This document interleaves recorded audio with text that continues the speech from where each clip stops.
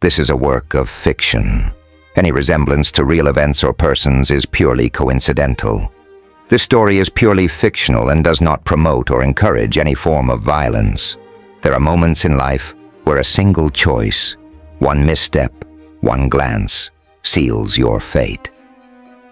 Amelia never intended to challenge the authority, yet an instant of hesitation led her eyes to meet those of Edith Mon. And in that fleeting moment, she saw something she shouldn't have. Something hollow, something terrifying. The weight of the world seemed to shift, the air thickened, and she knew her fate had already been decided. Book 3, Nephron Rising. Chapter 1, The Empress. Amelia made the mistake of looking back into Edith Mon's eyes. She never meant to. She never planned on raising her stare from the floor. But Edith startled her, and she looked up without thinking. The headmaid would consider her action defiance, a sign of rebellion in the ranks of the scullery.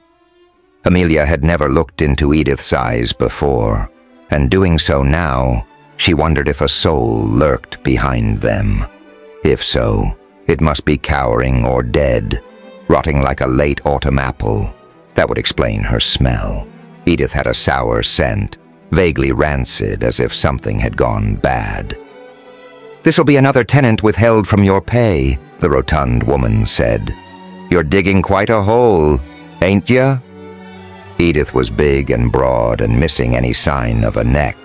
Her huge anvil of a head sat squarely on her shoulders. By contrast, Amelia barely existed. Small and pear-shaped with a plain face and long, lifeless hair, she was part of the crowd, one of the faces no one paused to consider, neither pretty nor grotesque enough to warrant her second glance. Unfortunately, her invisibility failed when it came to the palace's headmaid, Edith Mon. "I didn't break it. Mistake number 2, Amelia thought.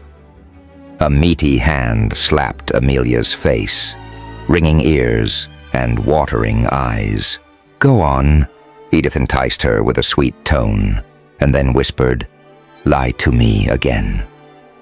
Gripping the wash basin to steady herself, Amelia felt heat blossom on her cheek. Her gaze now followed Edith's hand, and when it rose again, Amelia flinched. With a snicker, Edith ran her plump fingers through Amelia's hair. "No tangles," Edith observed. "I can see how you spend your time instead of doing your work. You're hoping to catch the eye of the butcher, maybe that saucy little man who delivers the wood. I saw you talking to him. Know what they sees when they looks at you? They sees an ugly scullery maid is what? A wretched, filthy gutter snipe who smells of lye and grease. They'd rather pay for a whore than get you for nothing. You'd be better off spending more time on your tasks. If you did, I wouldn't have to beat you so often."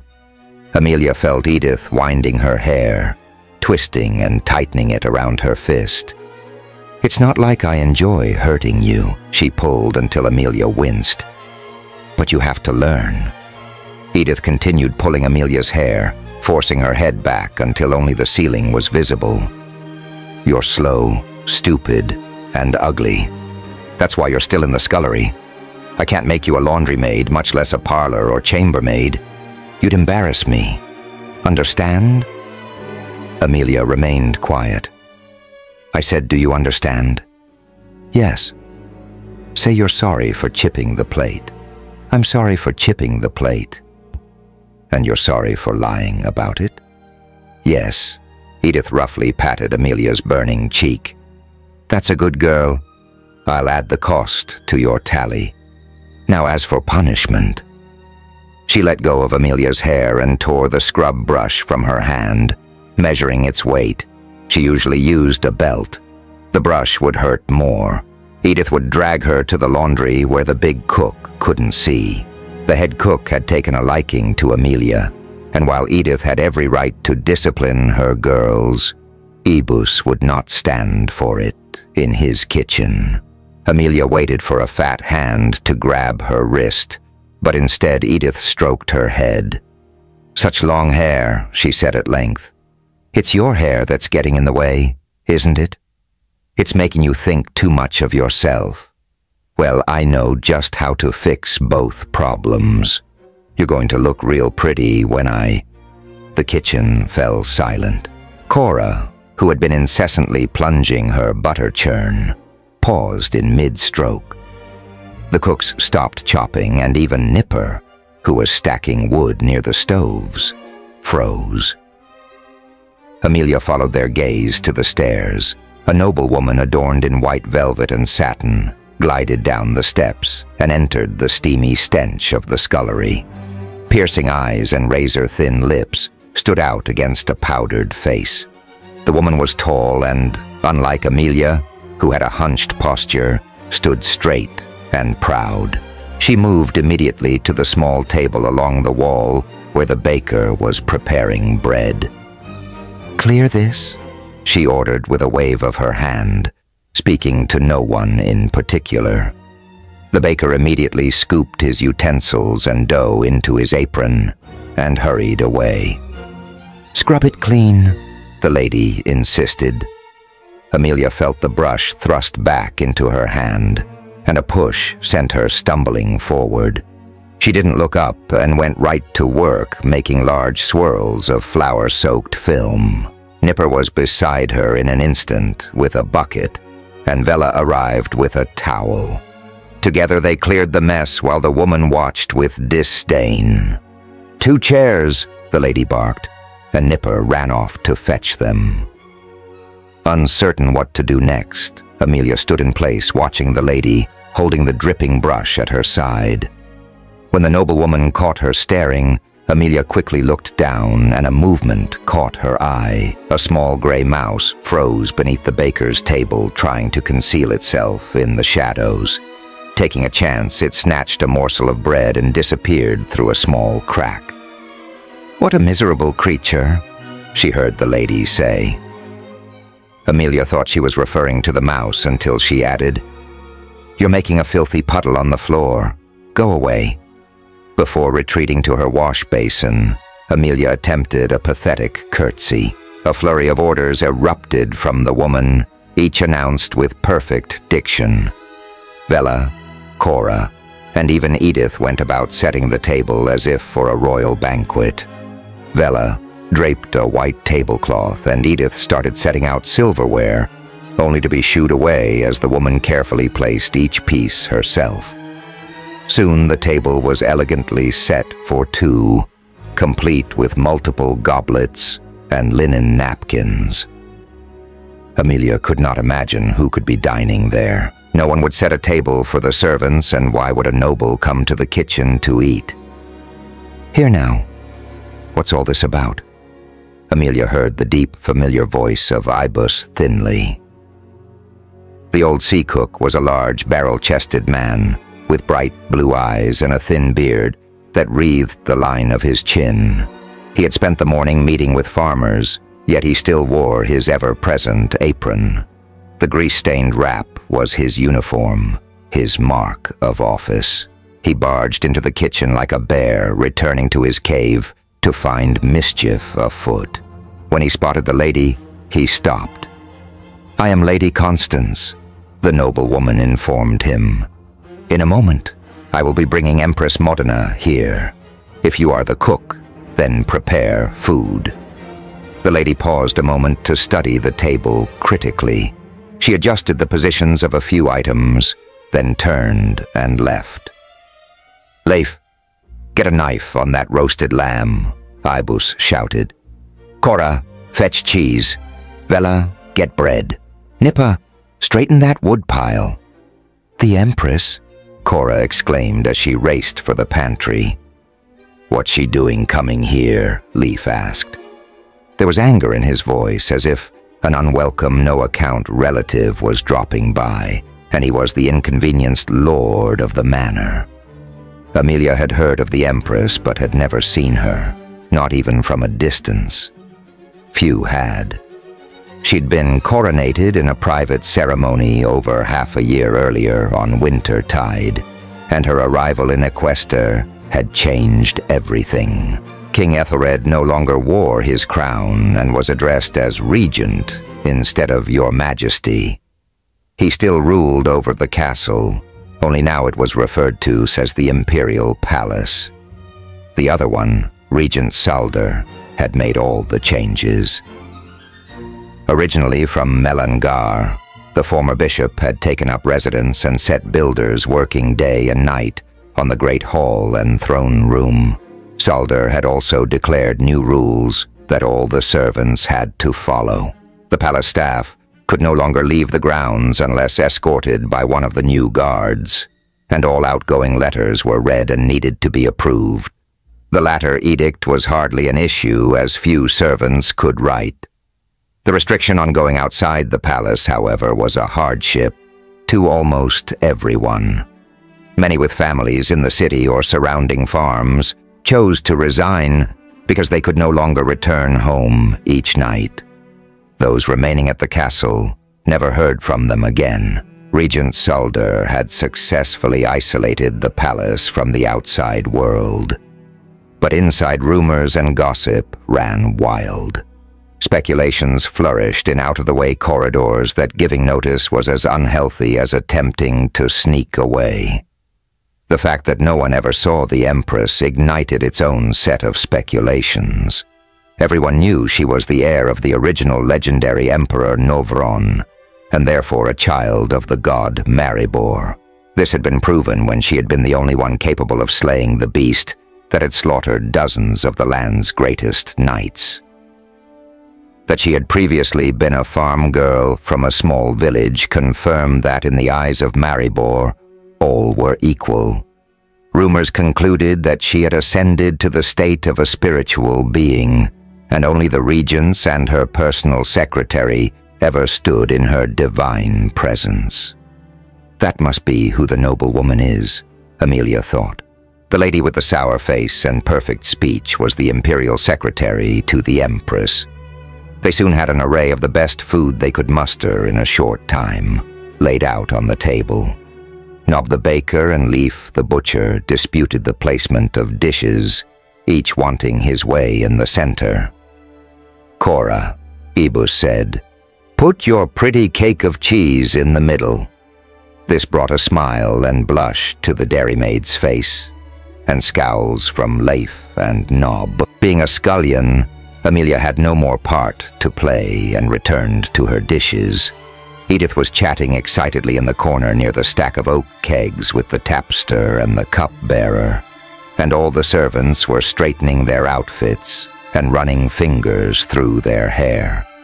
Nippa was still sweeping when the lady returned. Once more, everyone stopped and watched as she led a thin young girl by the wrist. "Sit down," Lady Constance ordered in her brisk tone. Everyone peered past the two women, trying to catch the first glimpse of the God Queen. Two well-armored guards emerged and took up positions on either side of the table, but no one else appeared. "Where is the Empress?" "Modena," I said. "Sit down," Lady Constance repeated. Shock rippled through Amelia. "Modena? This waif of a child is the Empress?" The girl didn't appear to hear Lady Constance and stood limp with a blank expression.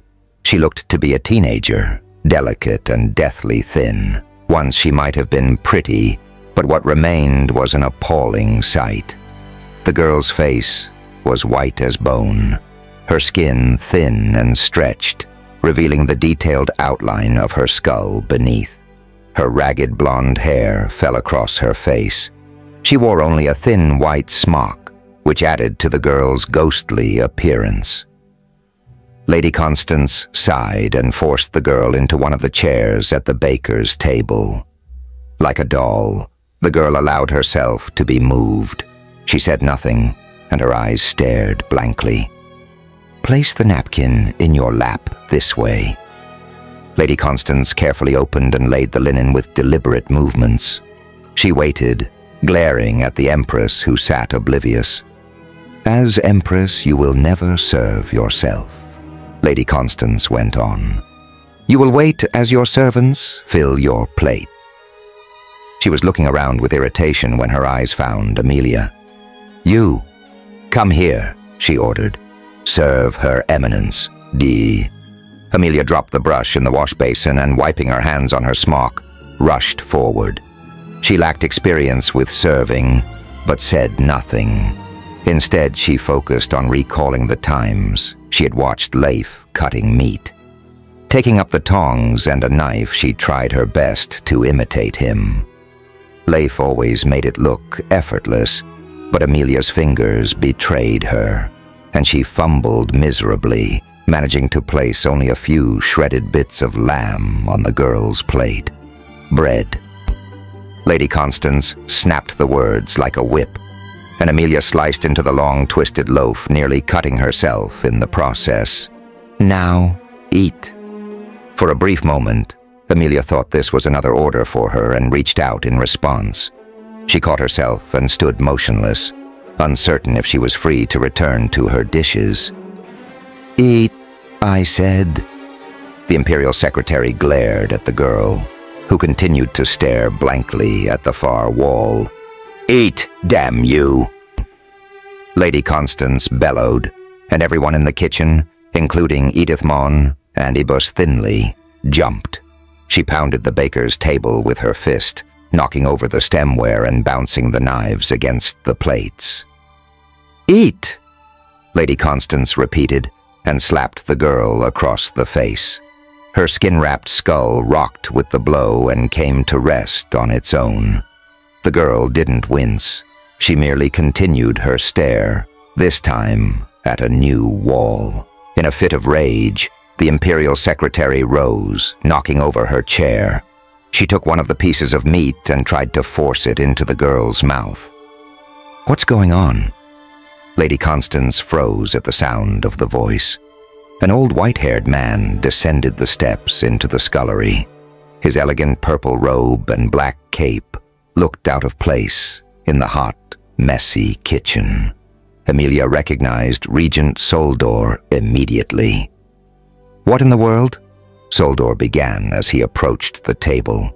He looked at the girl, then at the kitchen staff, and finally at Lady Constance, who at some point had dropped the meat. What were you thinking, bringing her down here? I thought if... Soldor held up his hand, silencing her, then slowly squeezed it into a fist. He clenched his jaw and drew a deep breath through his sharp nose. Once more, he focused on the girl. Look at her. You were supposed to educate and train her. She's worse than ever. I tried, but... Shut up! The Regent snapped, still holding up his fist. No one in the kitchen moved. The only sounds were the faint crackle of the fire in the ovens and the bubbling of broth in a pot. If this is the result of a professional, we may as well try an amateur. They couldn't possibly do worse.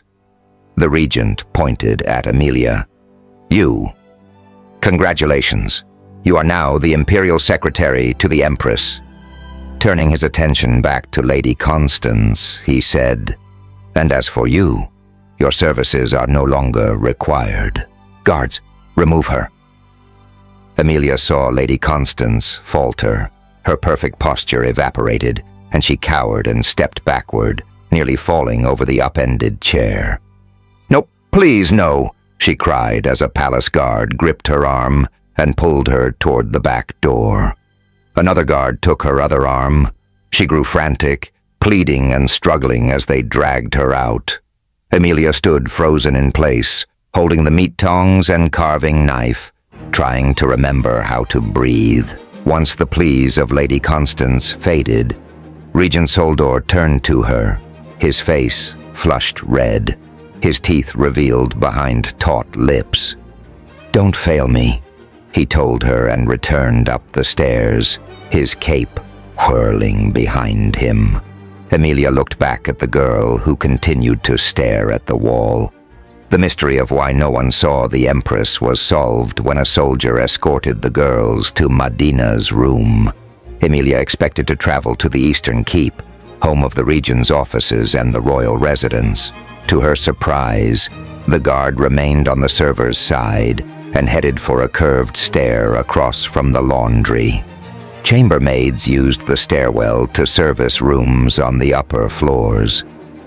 But here the soldier went down. Emilia didn't question the guard, her thoughts preoccupied with the sword that hung at his side. His dark eyes were embedded in a stone face, and the top of her head reached the bottom of his chin. Each of his hands was the size of two of hers. He wasn't one of the guards who had taken Lady Constance away, but Emilia knew he wouldn't hesitate when her time came. The air turned cool and damp as they descended into the darkness, cut only by 3 mounted lanterns. The last dripped wax from an unhinged faceplate. At the bottom of the stairs, a wooden door stood open, which led to a tiny corridor with more doors on either side. In one room, Emilia spotted several casks and a rack of bottles dressed in packs of straw. Large locks sealed 2 other doors, and a third door stood open, revealing a small stone room, empty except for a pile of straw and a wooden bucket. When they reached it, the soldier stood to one side, his back to the wall. "I'm sorry," Emilia began, confused. "I don't understand. I thought we were going to the Empress's bedchamber." The guard nodded. "Are you saying this is where Her Eminence sleeps?" Again the soldier nodded. As Emilia stared in shock, Madina wandered forward into the room and curled up on the pile of straw. The guard closed the heavy door and began fitting a large lock through the latch. "Wait," Emilia said. "You can't leave her here. Can't you see she's sick?" The guard snapped the lock in place. Emilia stared at the oak door. "How is this possible? She's the Empress. She's the daughter of a god and the high priestess of the church. You keep the Empress in an old cellar?" "It's better than where she was," the soldier told her. He hadn't spoken until then, and his voice was not what she expected. Soft, sympathetic, and not much louder than a whisper, his tone disarmed her. "Where was she? I've said too much already. I can't just leave her in there. She doesn't even have a candle. My orders are to keep her here." Emilia stared at him. She could not see his eyes. The visor of his helm and the way the shadows fell cast darkness on everything above his nose. "Fine," she said at last, and walked out of the cellar. She returned a moment later, carrying the wax-laden lantern from the stairwell. "May I at least keep her company?" "Are you sure?" He sounded surprised. Emilia wasn't, but nodded anyway. The guard boomed opened the door. The Empress was lying huddled on the bed of straw, her eyes open, staring but not seeing. Emilia spotted a blanket wadded up in the corner. She set the lantern on the floor, shook out the wool covering, and draped it over the girl. "They don't treat you very well, do they?" she said, carefully brushing back the mass of hair that lay across Modina's face. The strands felt as stiff and brittle as the straw that littered them. "How old are you?" The Empress didn't answer, nor did she stir at Emilia's touch. Lying on her side, the girl clutched her knees to her chest and pressed her cheek against the straw. She blinked occasionally, and her chest rose and fell with each breath, but nothing more. Something bad happened, didn't it? Emilia ran fingers lightly over Modina's bare arm. She could circle the girl's wrist with her thumb and index finger with room to spare. "Look, I don't know how long I'm going to be here. I don't expect it'll be too long. See, I'm not a noble lady. I'm just a girl who washes dishes. The Regent says I'm supposed to educate and train you. But he made a mistake. I don't know how to do any of that. She patted Modana's hair and let her fingers run lightly over her hollow cheek, still blotchy where Lady Constance had struck her. "But I promise I won't ever hurt you." Emilia sat for several minutes, searching her mind for some way to reach the girl. "Can I tell you a secret? Now don't laugh, but I'm really quite afraid of the dark. I know it's silly, but I can't help myself. I've always been that way. My brothers teased me about it all the time. If you could chat with me a bit, maybe it would help. What do you say?" There was still no reaction. Emilia sighed. "Well, tomorrow I'll bring some candles from my room. I have a whole bunch saved up. That'll make things a bit nicer. You just try to rest now." Emilia had not been lying about her fear of the dark, but that night it had to stand in line behind a host of new fears as she struggled to find sleep, huddled beside the Empress.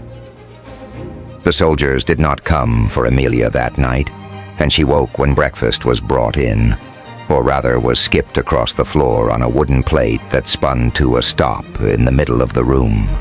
On it were a fist-sized chunk of meat, a wedge of cheese, and thick-crusted bread. It looked wonderful and was similar to Emilia's standard meals, courtesy of Ibis. Before coming to the palace, she'd never eaten beef or venison, but now it was commonplace. Being friends with the head cook had other advantages as well. People didn't want to offend the man who controlled their diet, so Emilia was generally well treated, except by Edith Mon. Emilia took a few bites and loudly voiced her appreciation. "This is so good. Would you like some?" The Empress did not respond. Emilia sighed. "No, I don't suppose you would. What would you like? I can get you whatever you want." Emilia got to her feet, grabbed up the tray, and waited. Nothing. After a few minutes, she rapped on the door and the same guard opened it. "Excuse me, but I have to see about getting a proper meal for Her Eminence." The guard looked at the plate confused, but stepped aside, leaving her to trot up the stairs. The kitchen was still buzzing over the events of the previous night, but it stopped the moment Emilia entered the kitchen. "Sent you back, did they?" Edith grinned. "Don't worry. I done saved you a pile of pots, and I haven't forgotten about that hair." "Hush up, Edith," Ibis reprimanded with a scowl. Returning his attention to Emilia, he said, "Are you all right? Did they send you back?" "I'm fine, thank you, Ibis. And no, I think I'm still the Empress's secretary, whatever that means." "Good for you, lassie," Ibis told her. He turned to Edith and added, "And I'd watch what you say now." "Looks like you'll be washing that stack yourself." Edith turned and stalked off with a humph. "So, my dear, what does bring you here?" "I came about this food you sent to the Empress." Ibis looked wounded. "What's wrong with it?" "Nothing. It's wonderful. I had some myself." "Then I don't see." "Her Eminence is sick. She can't eat this. When I didn't feel well, my mother used to make me soup, a thin yellow broth that was easy to swallow. I was wondering, could you make something like that?" "Sure," Ibis told her. "Soup is easy. Someone should have told me she was feeling poorly. I know exactly what to make. I call it seasick soup. It's the only thing the new lads kept down their first few days out. Leif, fetch me the big kettle." Emilia spent the rest of the morning making trips back and forth to Modna's small cell. She removed all her possessions from the dormitory: a spare dress, some underclothing, a nightgown, a brush, and her treasured stash of nearly a dozen candles. From the linen supply, she brought pillows, sheets, and blankets. She even snuck a pitcher, some mild soap, and a basin from an unoccupied guest room. Each time she passed, the guard gave her a small smile and shook his head in amusement. After removing the old straw and bringing in fresh bundles from the stable, she went to Ibis to check on the soup. Well, the next batch will be better when I have more time.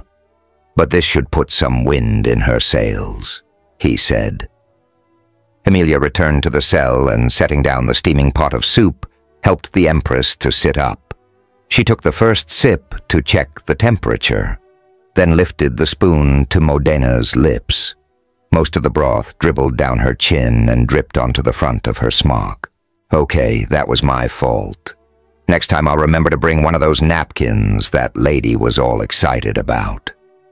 With her second spoonful, Emilia cupped her hand and caught most of the excess. "Aha!" she exclaimed. "I got some in. It's good, isn't it?"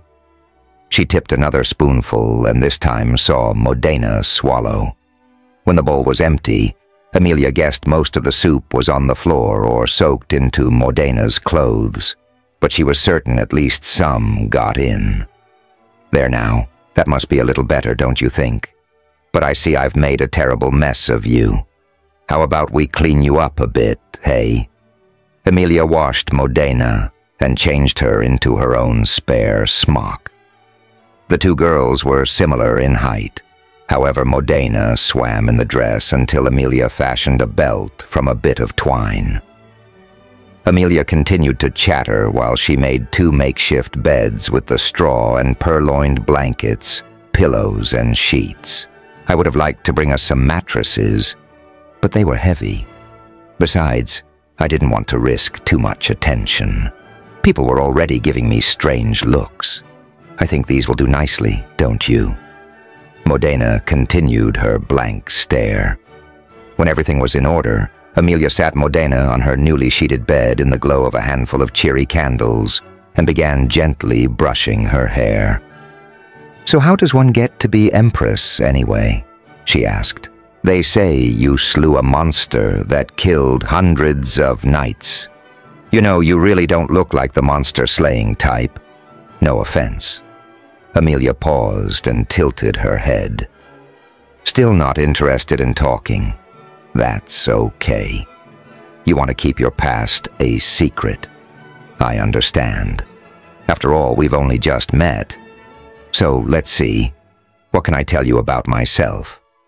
Well, I come from Tarren Vale. Do you know where that is? Probably not. It's a tiny village between here and Culnora. Just a little town people sometimes pass through on their way to more exciting places. Nothing much happens in Tarren. My father makes carriages, and he's really good at it. Still, he doesn't make much money. She paused and studied the girl's face to try to determine if she heard any of what Emilia was saying. "What does your father do?" "I think I heard he was a farmer. Is that right?" "Nothing. My dad doesn't make much money. My mother says it's because he does too good of a job. He's pretty proud of his work, so he takes a long time. It can take him a whole year to make a carriage. That makes it hard, because he only gets paid when it's done. What with buying the supplies and all, we sometimes run out of money. My mother does spinning and my brother cuts wood. But it never seems like enough. That's why I'm here, you see. I'm not a very good spinner, but I can read and write." One side of the girl's head was now free of tangles, and Emilia switched to the other. "I can see you're impressed. It hasn't done me much good, though. Well, except I guess it did get me a foot in the door, as it were." What's that? You want to know where I learned to read and write?" "Oh, well, thank you for asking. Devon taught me. He's a monk that came to Tarren Vale a few years ago." Her voice lowered conspiratorially. "I liked him a lot, and he was cute and smart, very smart. He read books and told me about faraway places and things that happened long ago. Devon thought either my dad or the head of his order would try to split us up, so he taught me so we could write each other. Devon was right, of course. When my da found out, he said, 'There's no future with a monk.' Devon was sent away, and I cried for days. Amelia paused to clear a particularly nasty snarl. She tried her best to be gentle, but was sure it caused the girl pain, even if she didn't show it. "That was a rough one," she said. "For a minute I thought you might have a sparrow hiding in there. Anyway, when Da found out I could read and write, he was so proud. He bragged about me to everyone who came to the shop. One of his customers, Squire Jenkins Talbot, was impressed and said he could put in a good word for me here in Aquesta. Everyone was so excited when I was accepted. When I found out the job was just to wash dishes, I didn't have the heart to tell my family, so I've not been home since. Now, of course, they won't let me go." Amelia sighed, but then put on a bright smile. "But that's okay, because now I'm here with you." There was a quiet knock, and the guard stepped in. He took a minute to survey the changes in the cell and nodded his approval. His gaze shifted to Amelia, and there was a distinct sadness in his eyes. "I'm sorry, miss, but Regent Salder has ordered me to bring you to him." Amelia froze, then slowly put the brush down, and with a trembling hand draped a blanket around the young girl's shoulders. She rose, kissed Modena on the cheek, and in a quivering voice managed to whisper, "Goodbye." Chapter 2. The Messenger. He always feared he would die this way, alone on a remote stretch of road far from home. The forest pressed close from both sides, and his trained eyes recognized that the debris barring his path was not the innocent result of a weakened tree. He pulled on the reins, forcing his horse's head down. She snorted in frustration, fighting the bit. Like him, she sensed danger. He glanced behind him and to either side, scanning the trees standing in summer gowns of deep green. Nothing moved in the early morning stillness. Nothing betrayed the tranquil facade except the pile before him. The deadfall was unnatural. Even from this distance, he saw the brightly colored pulp of fresh-cut wood. A barricade. Thieves. A band of highwaymen no doubt crouched under the cover of the forest, watching, waiting for him to draw near. He tried to focus his thoughts as his horse panted beneath him. This was the shortest route north to the Galeware River, and he was running out of time. Brecton was preparing to invade the kingdom of Melange, and he must deliver the dispatch before the night launched the attack.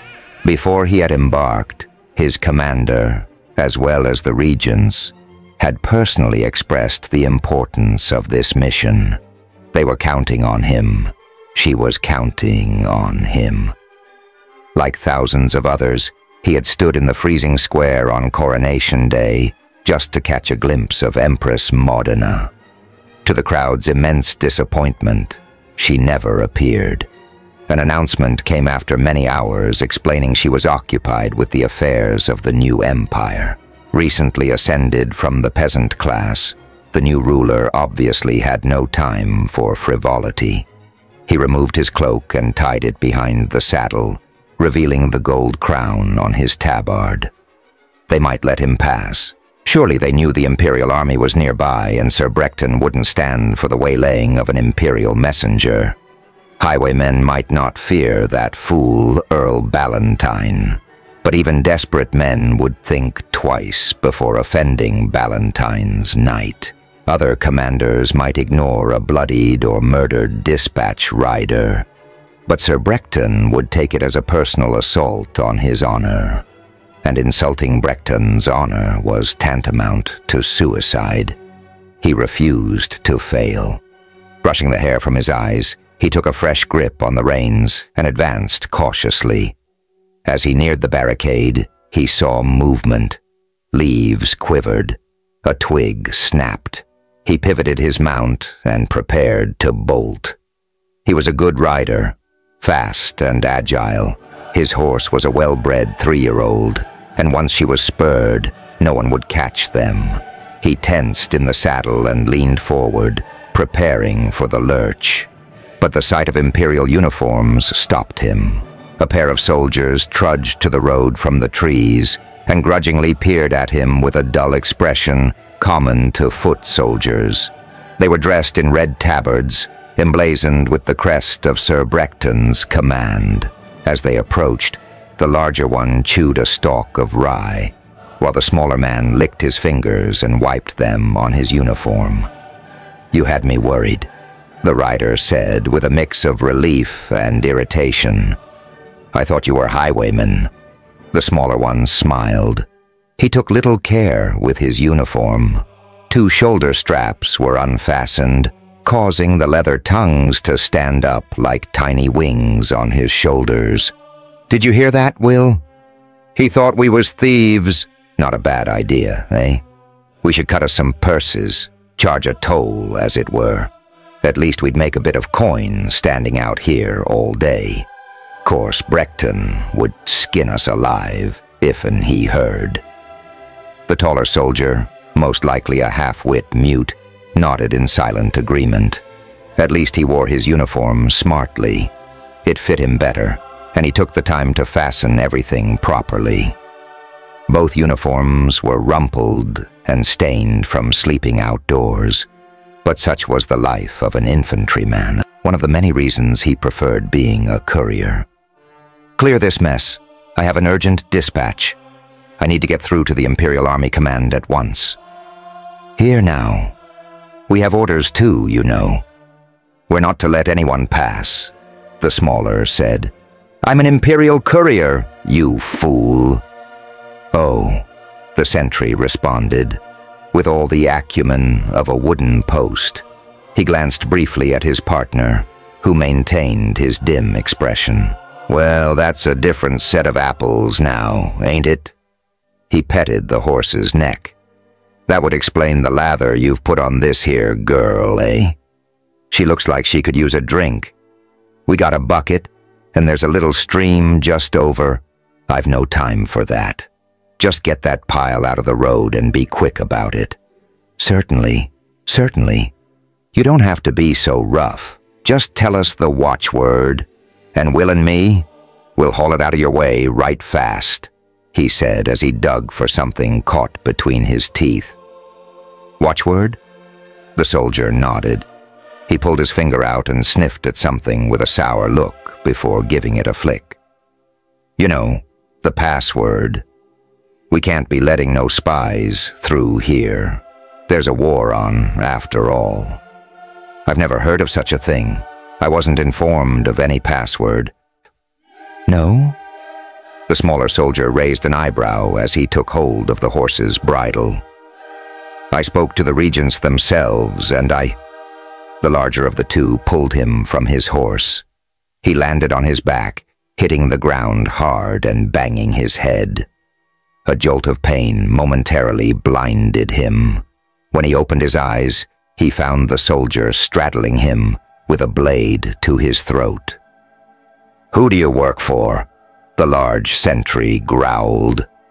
"What you doing, Will?" the smaller one asked, still holding his horse. "Trying to get this spy to talk, that's what." I'm not a spy. I'm an Imperial courier. Let me go." "Will, our orders say nothing about interrogating them.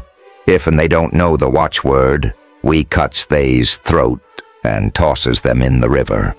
Sir Brechton don't have time to deal with every fool we get on this here road. Besides, who you think he works for? The only one that's fighting us is Melangar, so he works for Melangar. Now slit his throat and I'll help you drag him to the river as soon as I ties up this here horse." "But I am a courier," he shouted. "Sure you is. I can prove it. I have dispatches for Sir Brechton in the saddlebag." The two soldiers exchanged dubious looks. The smaller one shrugged. He reached into the horse's bags and proceeded to search. He pulled out a leather satchel containing a wax-sealed parchment, and breaking the seal, he examined it. Well, if'n that don't beat all. Looks like he's telling the truth, Will. This here looks like a real genuine dispatch for his lordship. "Oh," the other asked as worry crossed his face. Sure looks that way. Better let him up. His face downcast, the soldier sheathed his weapon and extended a hand to help the courier to his feet. Sorry about that. We were just following orders, you know. When Sir Brecton sees this broken seal, he'll have your heads, the courier said, shoving past the large sentry and snatching the document from the other. Us? The smaller one laughed. Like Will here said, we was just following his orders. You were the one who failed to get the watchword afore riding here. Sir Brecton, he's a stickler for rules. He don't like it when his orders ain't followed. Course you'll most likely only lose a hand or maybe an ear for your mistake. If and I was you, I'd see if and I could heat the wax up enough to reseal it. That would ruin the impression. You could say it was hot, and, what with the sun on the pouch all day, the wax melted in the saddlebag. Better than losing a hand or an ear, I says. Besides, busy nobles like Brecton ain't going to study the seal afore opening an urgent dispatch, but he will notice if and the seal is broken. That's for sure.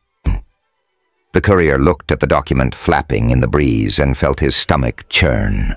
He had no choice, but he wouldn't do it here, with these idiots watching. He remounted his horse. "Clear the road," he barked. The two soldiers dragged the branches aside. He kicked his horse and raced her up the road. Royce watched the courier ride out of sight before taking off his imperial uniform. Turning to face Hadrian, he said, "Well, that wasn't so hard." "Will?" Hadrian asked as the two slipped into the forest. Royce nodded. "Remember yesterday you complained that you'd rather be an actor? I was giving you a part. Will, the Imperial checkpoint sentry. I thought you did rather well with the role. You know, you don't need to mock all my ideas." Hadrian frowned as he pulled his own tabard over his head.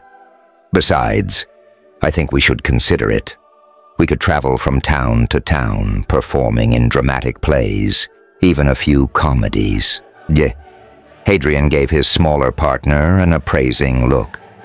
"Though maybe you should stick to drama. Perhaps tragedies." Royce glared back. "What?" "I think I would make a superb actor. I see myself as a dashing leading man. We could definitely land parts in the Crown Conspiracy. I'll play the handsome swordsman that fights the villain, and you, well, you can be the other one."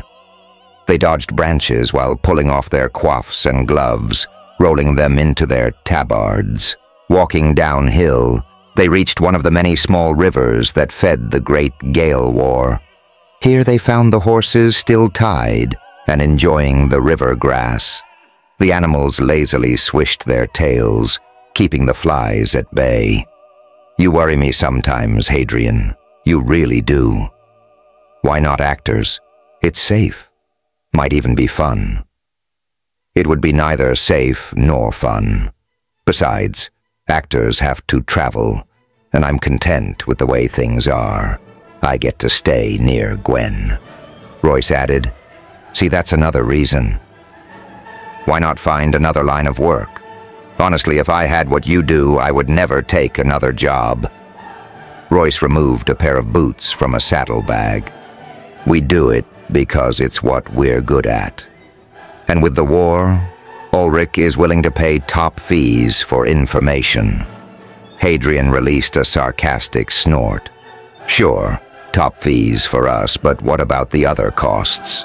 Rektan might work for that idiot Ballantyne, but he's no fool himself. He'll certainly look at the seal and won't buy the story about it softening in the saddlebag."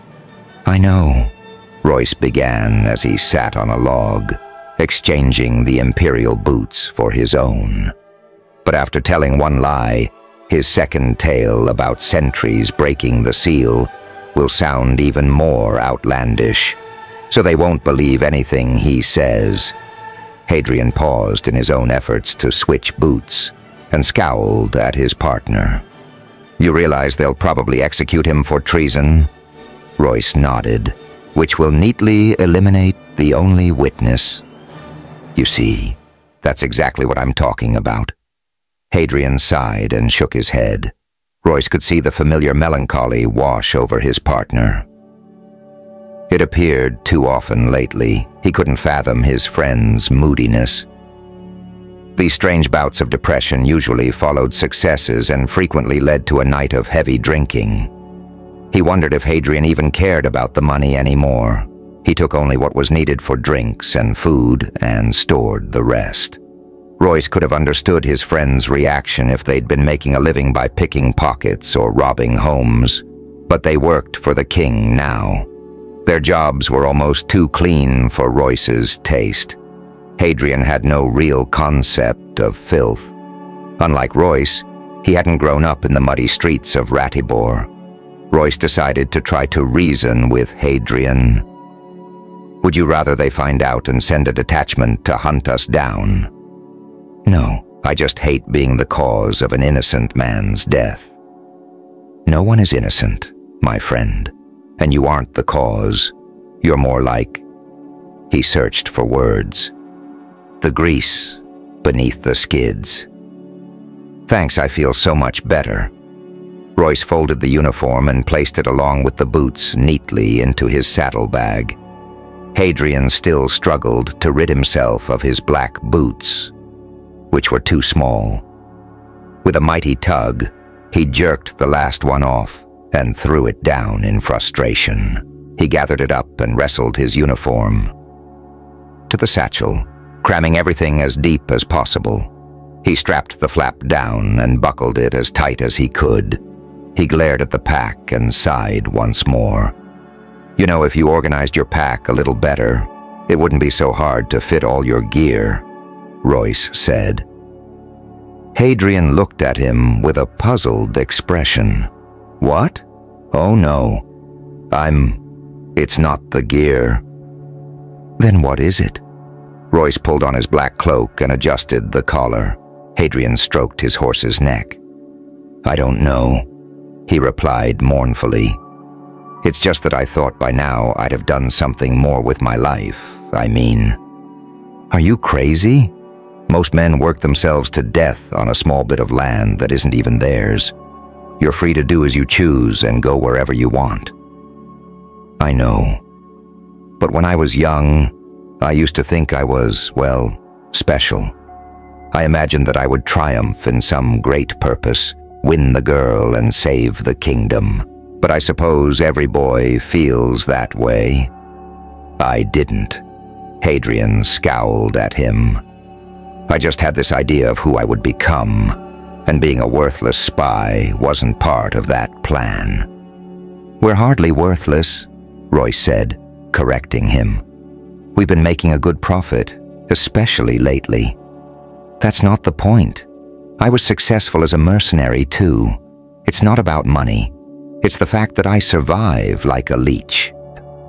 "Why is this suddenly coming up now? For the first time in years, we're making good money with a steady stream of respectable jobs.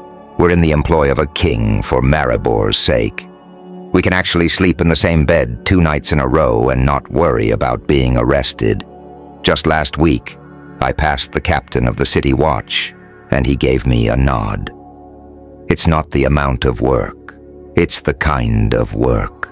It's the fact that we're always lying. If that courier dies, it'll be our fault.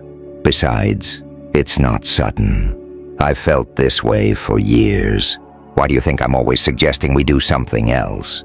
Do you know why I broke the rules and took that job to steal Pickering's sword, the one that nearly got us executed?" "For the unusual sum of money offered?" Royce replied. "No, that's why you took it." "I wanted to go because it seemed like the right thing to do. For once I had the chance to help someone who really deserved to be helped. Or so I thought at the time. And becoming an actor is the answer." Hadrian untied his horse. "No, but as an actor, I could at least pretend to be virtuous. I suppose I should just be happy to be alive, right?" He didn't answer. The nagging sensation was surfacing again.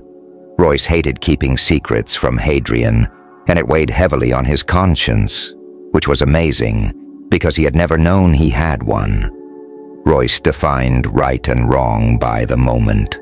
Right was what was best for him. Wrong was everything else.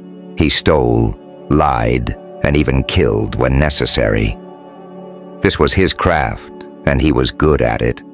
There was no reason to apologize, no need to pause or reflect. The world was at war with him, and nothing was sacred. Telling Hadrian what he had learned ran too great a risk. Royce preferred his world constant, with each variable accounted for.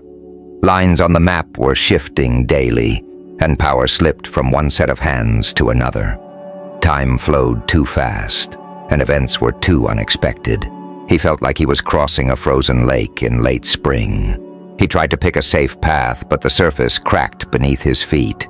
Even so, there were some changes he could still control. He reminded himself that the secret he kept from Hadrian was for his friend's own good. Climbing onto a short gray mare, Mouse Royce thought a moment. "We've been working pretty hard lately. Maybe we should take a break." "I don't see how we can," Hadrian replied. "With the Imperial army preparing to invade Melanagar, Ulrich is going to need us now more than ever. You'd think that, wouldn't you? But you didn't read the dispatch." Peaceful music. Chapter 3. The Miracle. Princess Arista Asindan slouched on the carriage seat, buffeted by every rut and hole in the road. Her neck was stiff from sleeping against the armrest, and her head throbbed from the constant jostling. Rising with a yawn, she wiped her eyes and rubbed her face. An attempt to straighten her hair trapped her fingers in a mass auburn knots. The ambassadorial coach was showing as much wear as its passenger, having traveled too many miles over the past year. The roof leaked, the springs were worn, and the bench was becoming threadbare in places. The driver had orders to push hard to return to Medford by midday. He was making good time, but at the expense of hitting every rut and rock along the way. As Arista drew back the curtain, the morning sun flashed through gaps in the leafy wall of trees lining the road. She was almost home. The flickering light revealed the interior of the coach. Dust entering the windows coated everything. A discarded cheesecloth and several apple cores covered a pile of parchments, spilling from a stack on the opposite bench. Soiled footprints patterned the floor where a blanket, a corset, and 2 dresses nested along with 3 shoes. She had no idea where the 4th was, and only hoped it was in the carriage and not left in Langstier. Over the past 6 months, she had felt as if she had left bits of herself all over Irene. Hilfrid would have known where her shoe was. She picked up her pearl-handled hairbrush and turned it over in her hands. Hilfrid must have searched the wreckage for days. This one came from Tour del Fur. Her father had given her a brush from every city he had traveled to. He had been a private man, and saying "I love you" had not come easy. Even when speaking to his own daughter, the brushes were his unspoken confessions. Once she had owned dozens. Now this was the last. When her bedroom tower had collapsed, she had lost them, and it had felt as if she had lost her father all over again. 3 weeks later, this single brush appeared. It must have been Hilfrid, but he never said a word or admitted a thing. Hilfrid had been her bodyguard for years, and now that he was gone, she realized just how much she had taken him for granted. She had a new bodyguard now. Ulrich had personally picked him from his own castle guards. His name began with a T, Tom, Tim, Travis, something like that. He stood on the wrong side of her, talked too much, laughed at his own jokes, and was always eating something. He was likely a brave and skilled soldier, but he was no Hilfrid. The last time she had seen Hilfrid had been over a year ago in Dahlgren, when he had nearly died from the Gellerobrin attack. That had been the second time he had suffered burns trying to save her. The first had been when she was only 12, the night the castle caught fire. Her mother and several others had died, but a boy of 15, the son of a sergeant at arms, had braved the inferno to pull her from her bed. At Arista's insistence, he went back for her mother. He never reached her, but nearly died trying. He suffered for months afterward, and Arista's father rewarded the boy by appointing him her bodyguard. His wounds back then had been nothing like what he had suffered in Dahlgren. Healers had wrapped him from head to toe, and he had lain unconscious for days. To her shock, he had refused to see her upon awaking and left in the back of a wagon without saying goodbye. At Hilfred's request, no one would tell her where he had gone. She could have pressed. She could have ordered the healers to talk. For months, she looked over her shoulder expecting to see him, waiting to hear the familiar clap of his sword against his thigh. She often wondered if she had done the right thing in letting him go. She sighed at yet another regret added to a pile that had been building over the past year.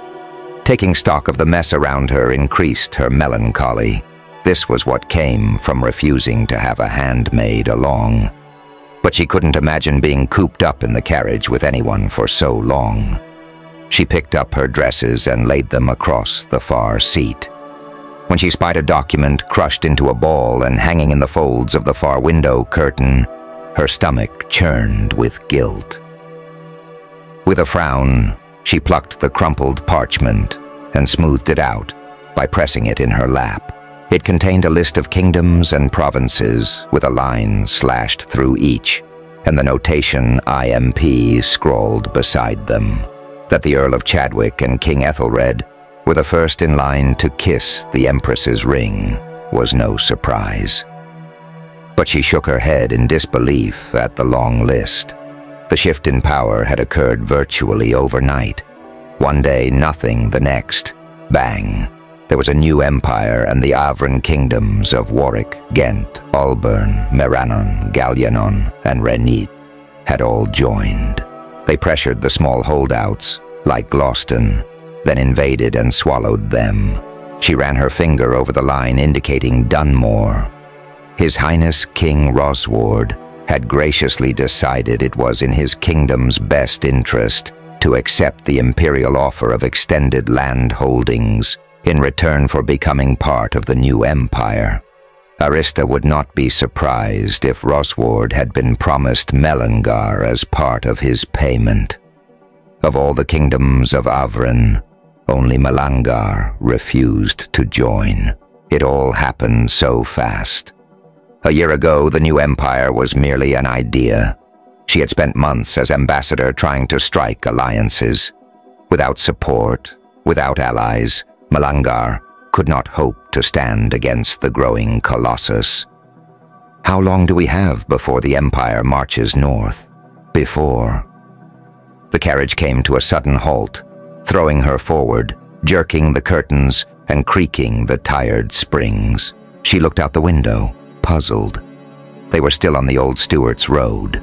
The wall of trees had given way to an open field of flowers, which she knew placed them on the high meadow, just a few miles outside Medford.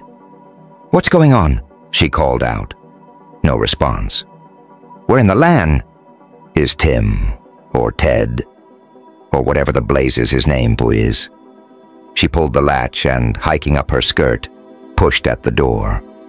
Warm sunlight met her, making her squint. Her legs were stiff, and her back ached. At only 26, she already felt ancient. She slammed the carriage door and, holding a hand to protect her eyes, glared as best she could up at the silhouettes of the driver and groom. They glanced at her, but only briefly, then looked back down the slope of the road ahead. "Daniel, why?" she started, but stopped after seeing what they were looking at. The high meadowlands just north of Medford provided an extensive view for several miles south. The land sloped gently down, revealing Melangar's capital city, Medford.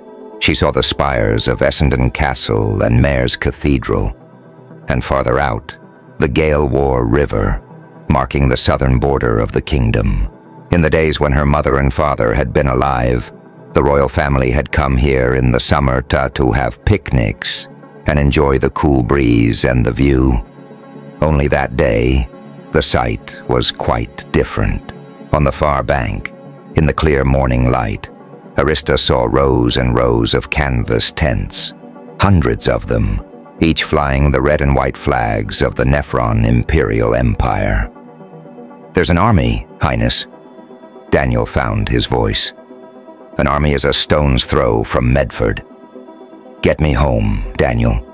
Beat the horses if you must, but get me home." The carriage had barely stopped when Arista punched open the door, nearly hitting Tommy, or Terence, or whoever he was, in the face when he foolishly attempted to open it for her. The servants in the courtyard immediately stopped their early morning chores to bow reverently. Melissa spotted the coach and rushed over. Unlike Tucker or Tillman, the small red-headed maid had served Arista for years and knew to expect a storm. "How long has that army been there?" Arista barked at her, even as she trotted up the stone steps. "Nearly a week," Melissa replied, chasing after the princess and catching the traveling cloak as Arista discarded it. "A week? Has there been fighting?" "Yes. His Majesty launched an attack across the river just a few days ago." "Alaric attacked them? Across the river?" "It didn't go well," Melissa replied in a lowered voice. "I should think not. Was he drunk?" Castle guards hastily pulled back the big oak doors, barely getting them open before the princess barreled through, her gown whipping behind her. "Where are they?" "In the war room." She stopped. They stood in the northern foyer. A wide gallery of polished stone pillars displayed suits of armor, and hallways led to sweeping staircases. "Missy, fetch my blue audience gown and shoes to go with it, and prepare a basin of water. Oh, and send someone to bring me something to eat." "I don't care what." "Yes, Your Highness." Melissa made a curt bow and raced up the stairs. "Your Highness," her bodyguard called, chasing after her. "You almost lost me there." "Imagine that. I'll just have to try harder next time."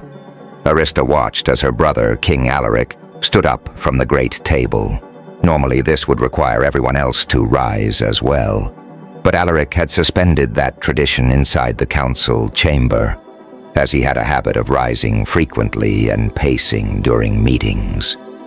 "I don't understand it," he said, turning his back on all of them to begin his slow, familiar walk between the table and the window. As he moved, he stroked his short beard the way another man might wring his hands. Alaric had started the beard just before Arista left on her trip. It still hadn't filled in. She guessed he grew it to look more like their father. King Amrath had worn a dark, full beard, but Alaric's light brown wisps only underscored his youth. He made matters worse by drawing attention to it with his constant stroking. Arista recalled how her father used to drum his fingers during state meetings. Under the weight of the crown, pressures must build up until action sought its own means of escape. Her brother was 2 years her junior, and she knew he had never expected to wear the crown so soon. For years, she had heard Alaric's plans to roam the wilds with his friend, Marvin Pickering. The two wanted to see the world and have grand adventures that would involve nameless women, too much wine, and too little sleep. They'd even hoped to find and explore the ancient ruins of Persepliquus. She had suspected that when he tired of the road, he would be happy to return home and marry a girl half his age and father several strong sons. Only then, as his temples grayed, and when all of life's other ambitions were accomplished, would he expect the crown to pass to him. All that changed the night their Uncle Percy arranged the assassination of their father and left Ulrich king. "It could be a trick, Your Majesty," Lord Valen suggested. "A plan to catch you off your guard, Mum." Lord Valen, an elderly knight with a bushy white beard, was known for his courage but not for his strategic skills. "Lord Valen," Sir Ecton addressed the noble respectfully. "After our failure on the banks of the Galwar, the Imperial Army can overrun Medford with ease, whether we are on or off our guard. We know it, and they know it. Medford is their prize for the taking, whenever they decide to get their feet wet." Ulrich walked to the tall balcony window where the afternoon light spilled into the royal banquet hall of Essendon Castle. The hall served as the royal war room, out of the need for a large space to conduct the defense of the kingdom. Where once festive tapestries hung, great maps now covered the walls, each slashed with red lines illustrating the tragic retreat of Melangar's armies. "I just don't understand it," Ulrich repeated. "It's so peculiar. The Imperial Army outnumbers us 10-1. They have scores of heavy cavalry, siege weapons, and archers, everything they need. So why are they sitting across the river? Why stop now? It makes no sense from a military standpoint, sire," Sir Ecton said. A large, powerful man with a fiery disposition, he was Ulrich's chief general and field commander. Ecton was also Count Pickering's most accomplished vassal, and regarded by many as the best knight in Melangar. "I would venture it's political," he continued. "It's been my experience that the most foolish decisions in combat are the result of political choices made by those with little to no field experience." Earl Kendall, a pot-bellied, fussy man who always dressed in a bright green tunic, glared at Ecton. "Careful with your tongue, and consider your company." Ecton rose to his feet. "I held my tongue, and what was the result?" "Sir Ecton," Ulrich shouted, "I'm well aware of your opinion of my decision to attack the Imperial encampment." It was insanity to attempt an assault across a river without even the possibility to flank, Ecton shot back. "Nevertheless, it was my decision." Ulrich squeezed his hands into fists. "I felt it was necessary." "Necessary? Necessary?" Ecton spat the word as if it were a vile thing in his mouth. He looked like he was about to speak again, but Count Pickering rose to his feet, and Sir Ecton sat down. Arista had seen this before. Too often Ecton looked to Count Pickering before acting on an order Ulrich had given. He wasn't the only one, and it was clear that although her brother was king, Ulrich had failed to earn the respect of his nobles, his army, or his people. "Perhaps Ecton is right," young Marquis Weimar spoke up. "About it being political, I mean." He then hastily added, "We all know what a pompous fool the Earl of Chadwick is. Isn't it possible that Ballantyne ordered Brecton to hold the final attack until Archibald could arrive? It would certainly raise his standing in the imperial court to claim he personally led the assault that conquered Melangar for the new empire. That would explain the delay in the attack," Pickering replied in his fatherly tone, which she knew Ulrich despised. "But our scouts are reporting that large numbers of men are pulling out and by all accounts are heading south." "A feint, perhaps?" Ulrich asked. Pickering shook his head. As Sir Ecton pointed out, there would be no need. Several of the other advisors nodded thoughtfully. Something must be going on for the Empress to recall her troops like this, Pickering said. "But what?" Ulrich asked. "No one in particular. I wish I knew what kind of person she was. It's impossible to guess the actions of a total stranger." He turned to his sister. "Arista, you met Modena. Spent time with her in Dahlgren. What's she like? Do you have any idea what would cause her to pull the army back?" A memory flashed in Arista's mind of her and a young girl trapped at the top of a tower. Arista had been frozen in fear, but Thrace had rummaged through a pile of debris and human limbs looking for a weapon to fight an invincible beast. Had it been bravery, or had she been too naive to understand the futility? The girl I knew as Thrace was a sweet, innocent child who wanted only the love of her father. The church may have changed her name to Modena, but I can't imagine they changed her. She didn't order this invasion. She wouldn't want to rule her tiny village, much less conquer the world. Arista shook her head. She's not our enemy. A crown can change a person, Sir Ecton said while glaring at Ulrich. Arista rose.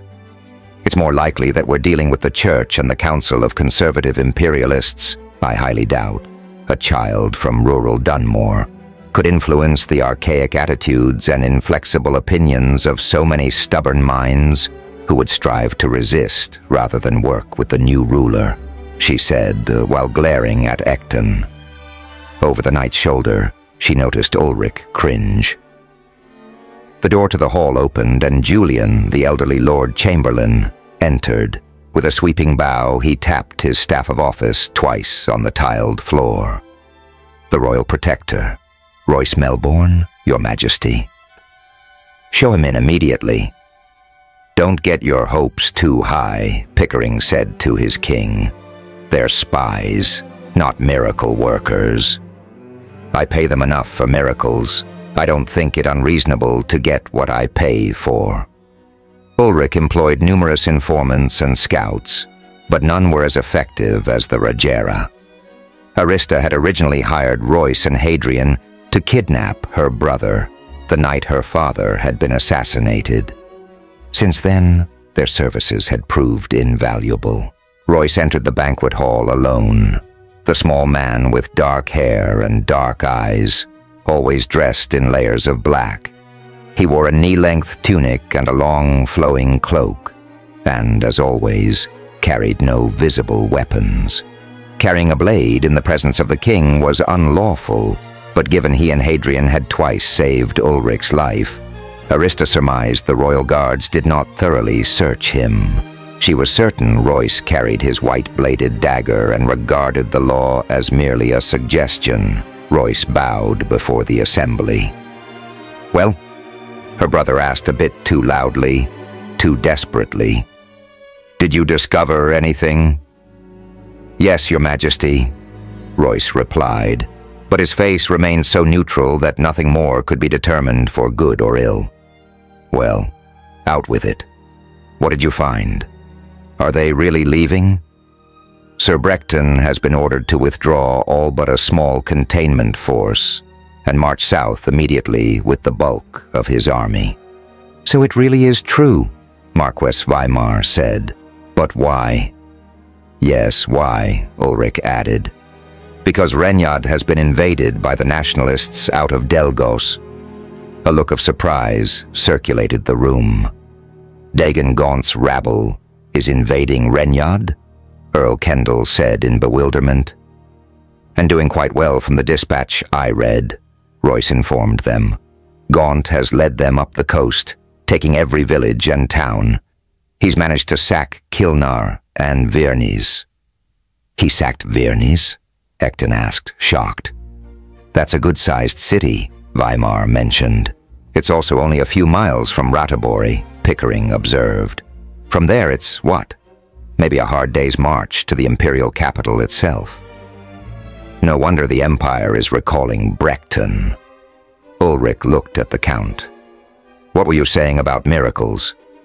I can't believe you couldn't find anyone to ally with. Ulrich berated Arista as he collapsed on his throne. The two were alone in the reception hall, the most ornate room in the castle. This room, the grand ballroom, the banquet hall, and the foyer were all that most people generally ever saw. Tolan the Great had built the chamber to be intimidating. The three-story ceiling was an impressive sight, and the observation balcony that circled the walls provided a magnificent view of the parquet floor, inlaid with the royal falcon coat of arms. Double rows of 12 marble pillars formed a long gallery, similar to that of a church. Yet instead of an altar, there was the dais. On 7 pyramid-shaped steps sat the throne of Melangar, the only seat in the vast chamber. When they had been children, the throne had always appeared so impressive. But now, with Ulrich slouched in it, Arista realized it was just a gaudy chair. "I tried," she offered, sitting on the steps before the throne, as she had once done with her father. Everyone had already sworn allegiance to the new empire. Arista gave her brother the demoralizing report on her past 6 months of failure. "We're quite a pair, you and I. You've done little as ambassador, and I nearly destroyed us with that attack across the river. Many of the nobles are being more vocal. Soon Pickering won't be able to control the likes of Ekton." "I must admit, I was shocked when I heard about your attack. What possessed you to do such a thing?" she asked. Royce and Hadrian had intercepted plans drafted by Brechton himself. He was about to launch a 3-pronged assault. I had to make a preemptive strike.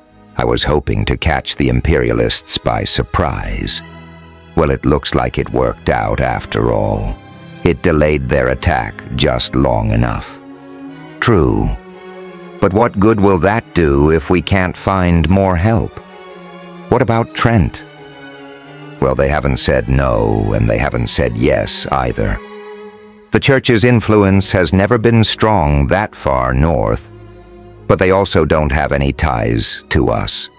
All they want is to be on the winning side. They're at least willing to wait and watch. They won't join us because they don't think we have a chance. But if we can show them some success, they could be persuaded to side with us. Don't they realize the Empire will be after them next?" I said that, but what? They really weren't very amenable to what I had to say. The men of Langstier are brutish and backward. They respect only strength. I would have fared better if I'd beaten their king senseless. She hesitated. "I don't think they quite knew what to make of me. I should never have sent you," Ulrich said, running a hand over his face. "What was I thinking? Making a woman an ambassador?" His words felt like a slap. I agree that I was at a disadvantage in Trent. But in the rest of the kingdoms, I don't think the fact that I am a woman—" "A witch, then," Ulrich said, lashing out. "Even worse. All those Warwick and Alban nobles are so devoted, and what do? I send them someone the Church tried for witchcraft."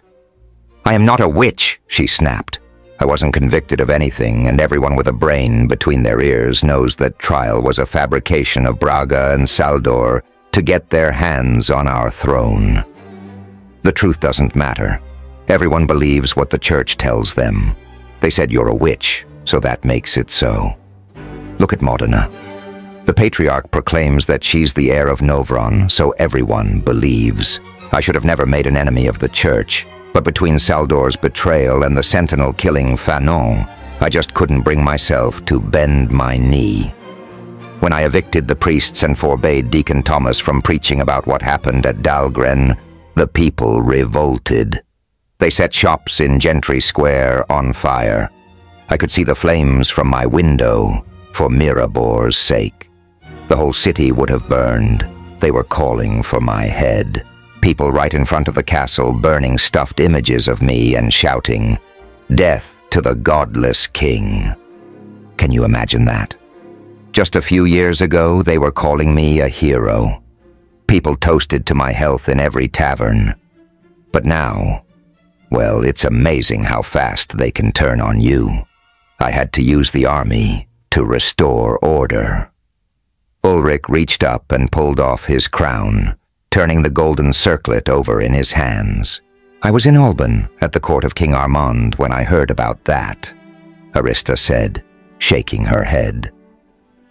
Ulrich laid the crown on the arm of the throne, closed his eyes, and softly banged his head against the back of the chair. "What are we going to do, Arista? The Imperialists will return. As soon as they deal with Gaunt's rabble, the army will come back." His eyes opened, and his hand drifted absently toward his throat. I suppose they'll hang me, won't they? Or do they use the axe on kings? His tone was one of quiet acceptance, which surprised her. The carefree boy she had once known was vanishing before her eyes. Even if the new empire failed and Melangar stood strong, Ulrich would never be the same. In many ways, their uncle had managed to kill him after all. Alaric looked at the crown sitting on the chair's arm. I wonder what father would do. He'd never had anything like this to deal with. Not since Tolan defeated Lothamed at Drondel Fields has any monarch of Melangar faced invasion. Lucky me. Lucky us. Alaric nodded. At least we've got some time now. That's something. What do you think of Pickering's idea to send the Elisfar down the coast to Tour del Four and contact the nationalist leader, this Gaunt fellow? Honestly, I think establishing an alliance with Gaunt is our only hope. Isolated, we don't stand a chance against the Empire, Arista agreed. But the nationalists, are they any better than the imps? They're as opposed to monarchies as much as the Empire. They don't want to be ruled at all. Alone and surrounded by enemies is not the time to be choosy about your friends. We aren't completely alone, Alaric said, correcting her. Marquis Lanachlin joined us. Lot of good that does. The Empire took his holdings. He's nothing more than a refugee now. He only came here because he has no place else to go. If we get more help like that, we'll go broke just feeding them. Our only chance is to contact Deegan Gaunt and form an alliance. If Delgos joins with us, that may be enough to persuade Trent to side in our favor. If that happens, we could deal a mortal blow to this new Nephron empire. Do you think Gaunt will agree? Don't know why not, Arista said. It's to our mutual benefit. I'm certain I can talk him into it, and I must say, I'm looking forward to the trip. A rolling ocean is a welcome change from that carriage. While I'm away, have someone work on it, or better yet, order a new one. And put extra padding. You aren't going, Alaric told her as he put his crown back on. What's that? I'm sending Linroy to meet with Gaunt. But I'm the ambassador and a member of the royal family. He can't negotiate a treaty or an alliance with... Of course he can. Linroy is an experienced negotiator and statesman. He's the royal financier. That doesn't qualify him as a statesman. He's handled dozens of trade agreements, Alaric interjected. The man's a bookkeeper, she shouted, rising to her feet. It may come as a surprise to you, but other people are capable of doing things too. But why? Like you said, you're a member of the royal family. Alaric looked away, and his fingers reached up to stroke his beard. Do you have any idea what kind of position it would put me in if you were captured? We're at war. I can't risk you being held for ransom. She stared at him. You're lying. This isn't about ransom. You think I can't handle the responsibility? Arista, it's my fault. I shouldn't have... Shouldn't have what? Made your witch sister ambassador? Don't be that way. I'm sorry, Your Majesty. What way would you like me to be? How should I react to being told I'm worthless and an embarrassment, and that I should go sit in my room and... I didn't say that. Stop putting words in my mouth. It's what you're thinking. It's what all of you think. Have you become clairvoyant now, too? Do you deny it? Damn it, Arista. You were gone 6 months. He struck the arm of the throne with his fist. The dull thud sounded loudly off the walls like a bass drum.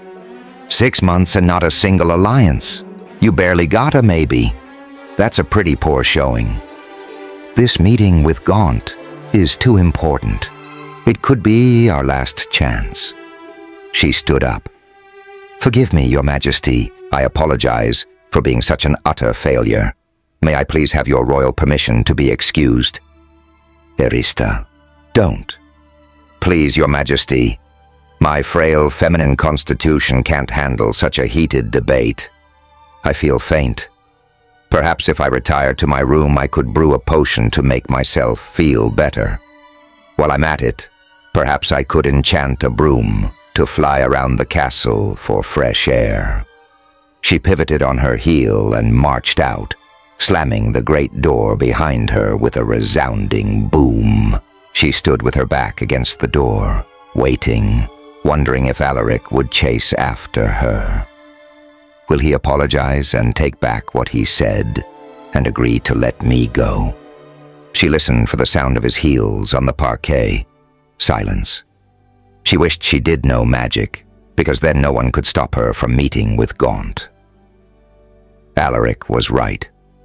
This was their last chance, and she was not about to leave the fate of Malangar to Dylanard Linroy, statesman extraordinaire. Besides, she'd failed, and that made it her responsibility to correct the situation. She looked up to see Tim, or Tommy, leaning against the near wall, biting his fingernails. He glanced up at her and smiled. "I hope you're planning on heading to the kitchens. I'm starved, practically eating my fingers here." He chuckled. She pushed away from the door and quickly strode down the corridor. She almost didn't see Morven Pickering, sitting on the broad sill of the courtyard-facing window. Feet up, arms folded, back against the frame, he crouched in a shaft of sunlight like a cat. He still wore the black clothes of mourning. "Troubles with His Majesty?" he asked. "He's being an ass. What did he do this time?" "Replaced me. With that sniveling little wretch, Linroy. He's sending him on the Ellisfar in my place to contact Gaunt. Dylanard Linroy isn't a bad guy. He's... Listen, I really don't want to hear how wonderful Linroy is at the moment. I'm right in the middle of hating him." "Sorry." She glanced at his side, and he immediately turned his attention back to the window. "Still not wearing it?" she asked. "It doesn't go with my ensemble. The silver hilt clashes with black." "It's been over a year since Fanon died." He turned back sharply. "Since he was killed by Luis Guille, you mean?" Arista took a breath. She was not used to the new Morven. "Aren't you supposed to be Alaric's bodyguard now? Isn't that hard to do without a sword?" "Hasn't been a problem so far. You see, I have this plan. I sit here and watch the ducks in the courtyard. Well, I suppose it's not really so much a plan as a strategy. Or maybe it's more of a scheme. Anyway, this is the one place my father never thinks to look. So I can sit here all day and watch those ducks walking back and forth. There were 6 of them last year. Did you know that? Only 5 now. I can't figure out what happened to the other one. I keep looking for him, but I don't think he's coming back." "It wasn't your fault," she told him gently. Morven reached up and traced the lead edges of the window with his fingertips. "Yeah, it was." She put her hand on his shoulder and gave a soft squeeze. She didn't know what else to do. First her mother, then her father, and Fannin, and finally Hilfrid. They were all gone. Morven was slipping away as well. The boy who loved his sword more than wintertide presents, sweet chocolate cake, or swimming on a hot day, refused to touch it anymore.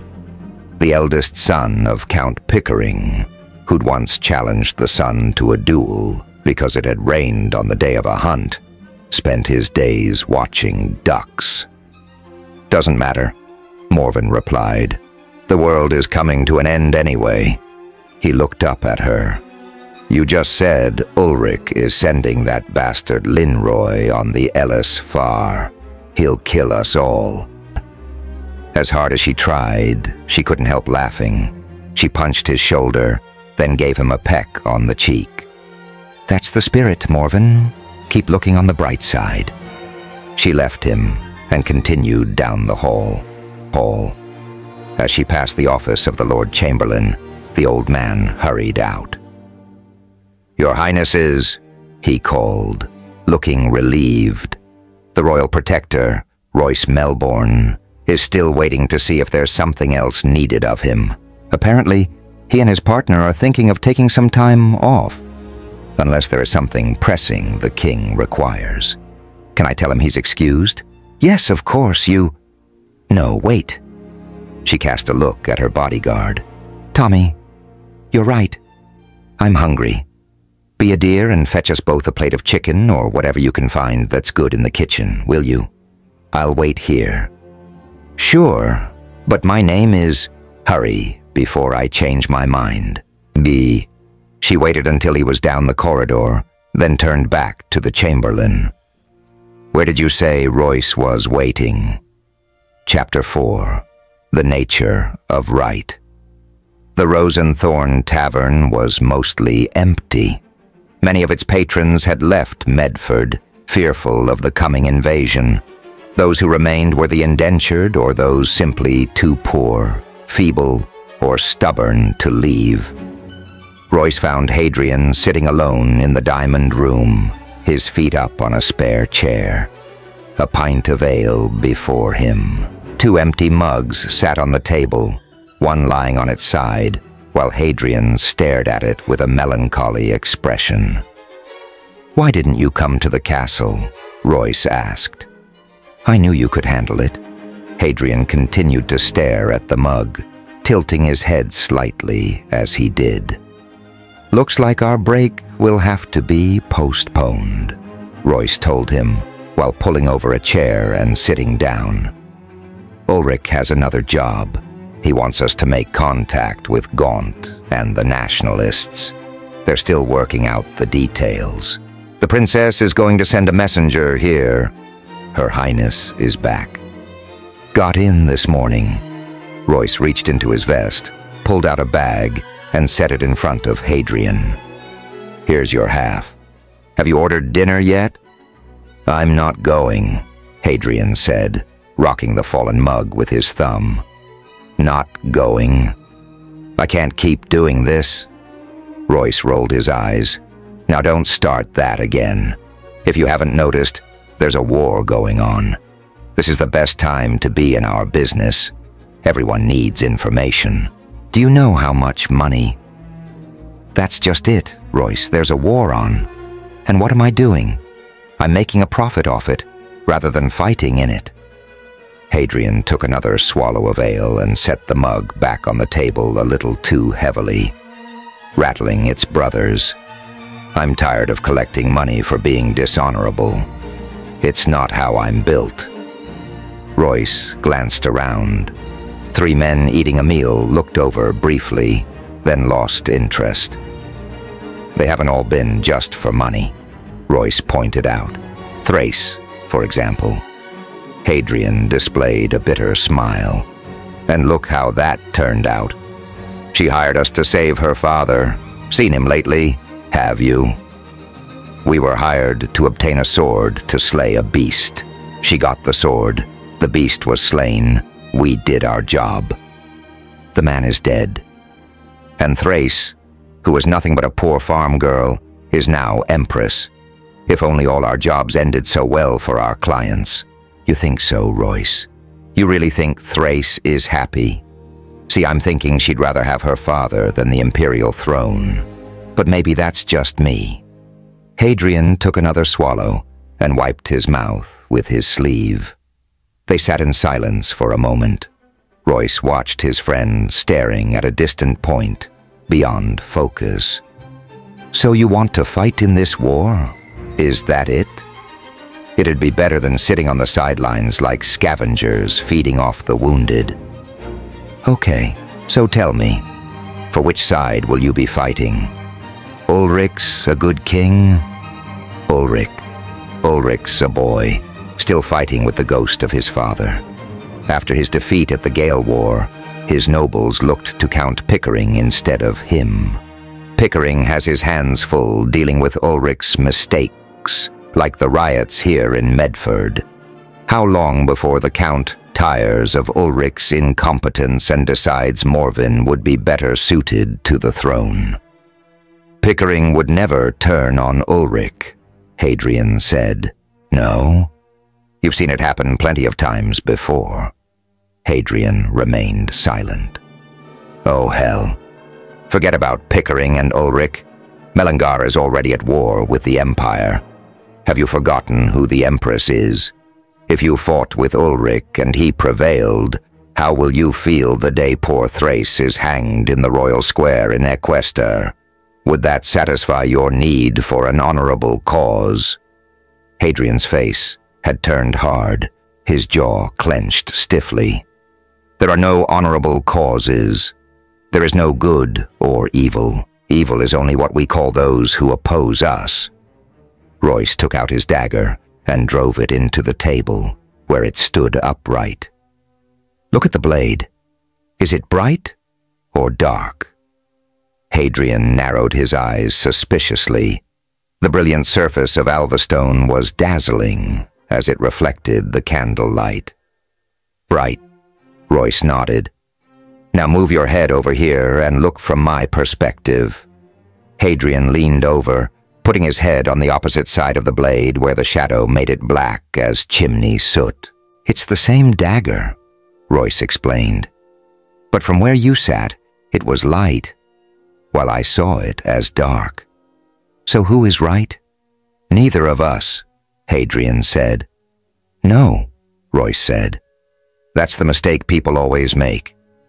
They make it because they can't grasp the truth, which is that we're both right. One truth doesn't refute another. Truth doesn't lie in the object, but how we see it. Hadrian looked at the dagger, then back at Royce. There are times when you are brilliant, Royce, and there are times when I haven't a clue as to what you're babbling about. Royce's expression turned to one of frustration as he pulled his dagger from the table and sat back down. In the 12 years we've been together, I've never once asked you to do anything I wouldn't do or didn't do with you. I've never lied or misled you. I've never abandoned or betrayed you. Name a single noble you even suspect you could say the same about 12 years from now. Can I get another round here? Hadrian shouted. Royce sighed. So you're just going to sit here and drink? That's my plan at the present. I'm making it up as I go.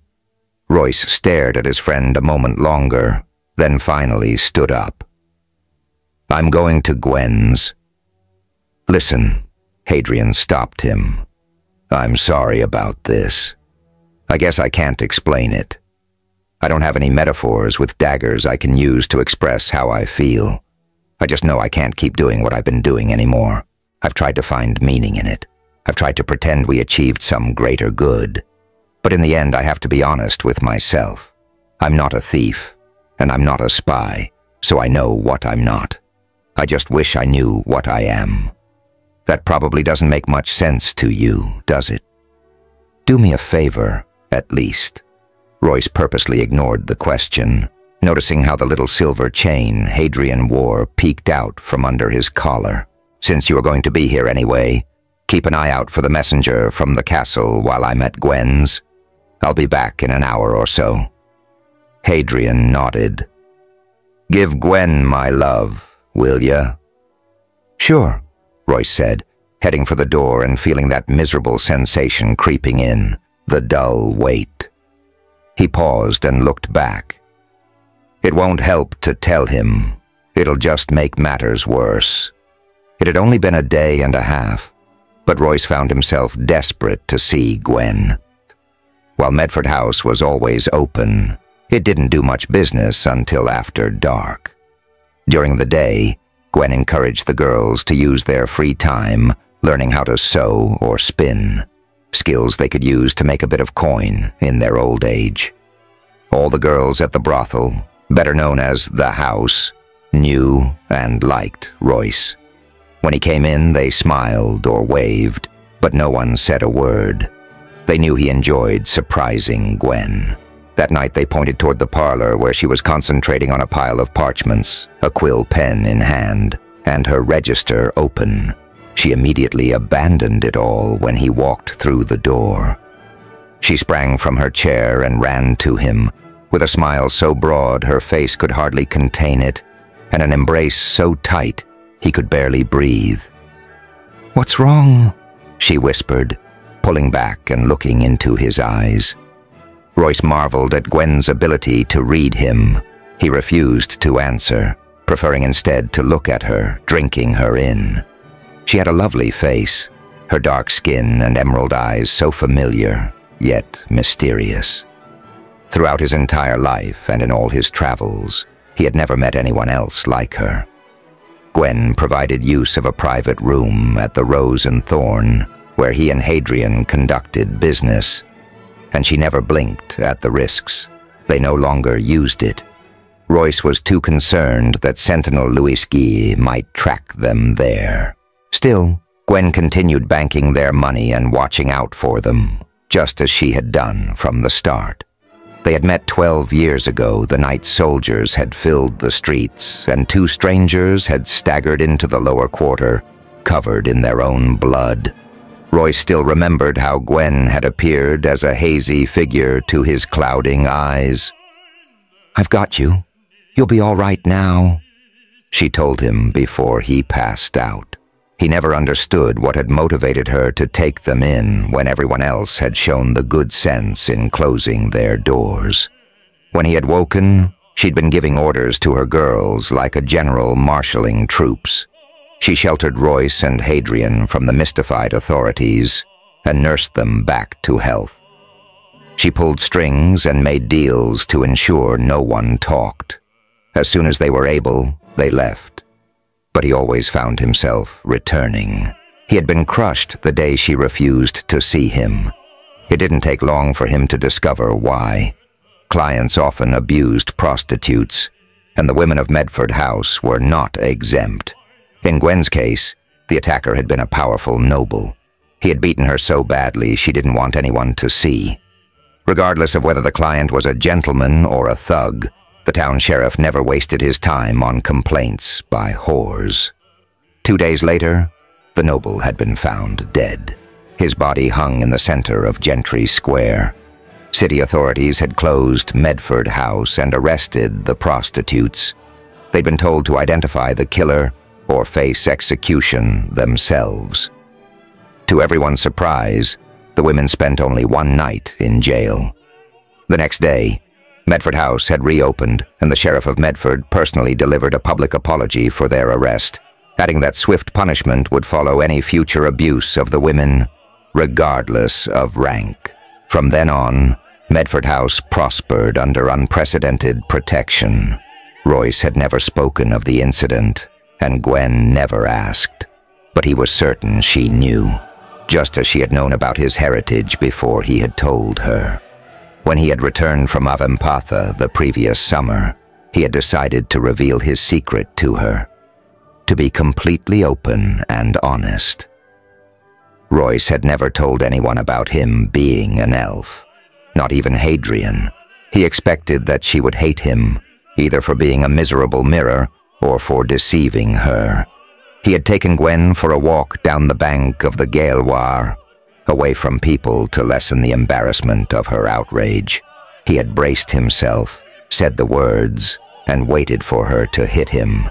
He had decided to let her. She could scratch his eyes out if she wanted. He owed her at least that much. "Of course you're Elven," she had said while touching his hand kindly. Was that supposed to be a secret? How she had known, she never explained. He had been so overwhelmed with joy to bother asking. Gwen just had a way of always knowing his heart. "What is it?"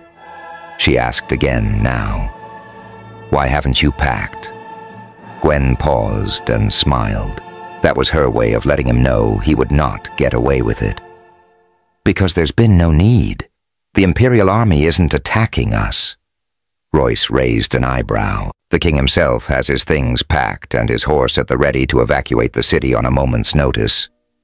But you know better." She nodded. And how is that? If there was the slightest chance that Medford was in danger, you wouldn't be here asking me why I haven't packed. I'd be on Mouse's back, holding on for dear life as you spurred her into a run. Still, he said, I'd feel better if you moved to the monastery. I can't leave my girls. Take them with you. Myron has plenty of room. You want me to take whores to live in a monastery with monks? I want you to be safe. Besides, Magnus and Albert are there too, and I can guarantee you they're not monks. I'll consider it. She smiled at him. But you're leaving on another mission, so it can wait until you get back. How do you know these things? He asked, amazed. Ulrich ought to hire you instead of us. I'm from Calais. It's in our blood, she told him with a wink. When do you leave? Soon. Tonight, perhaps. I left Hadrian at the Rose and Thorn to watch for a messenger. Have you decided to tell Hadrian yet? He looked away. Oh, so that's it? Don't you think you should? No, just because a lunatic wizard. He paused. Listen, if I tell him what I saw, his reason will disappear. If Hadrian were a moth, he'd fly into every flame he could find. He'll sacrifice himself if necessary. And for what?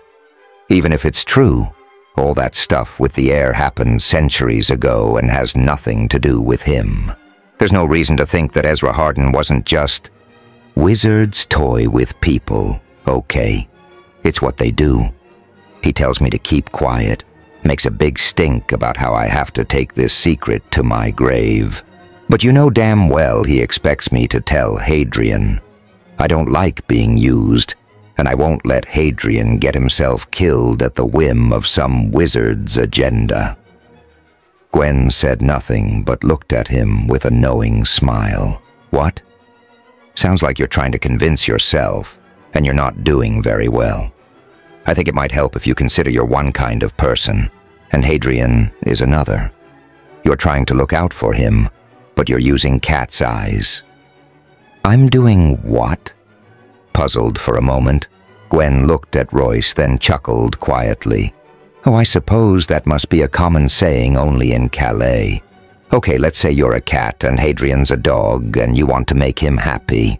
You give him a dead mouse and are surprised when he isn't thrilled. The problem is that you need to see the world through the eyes of a dog to understand what's best for him.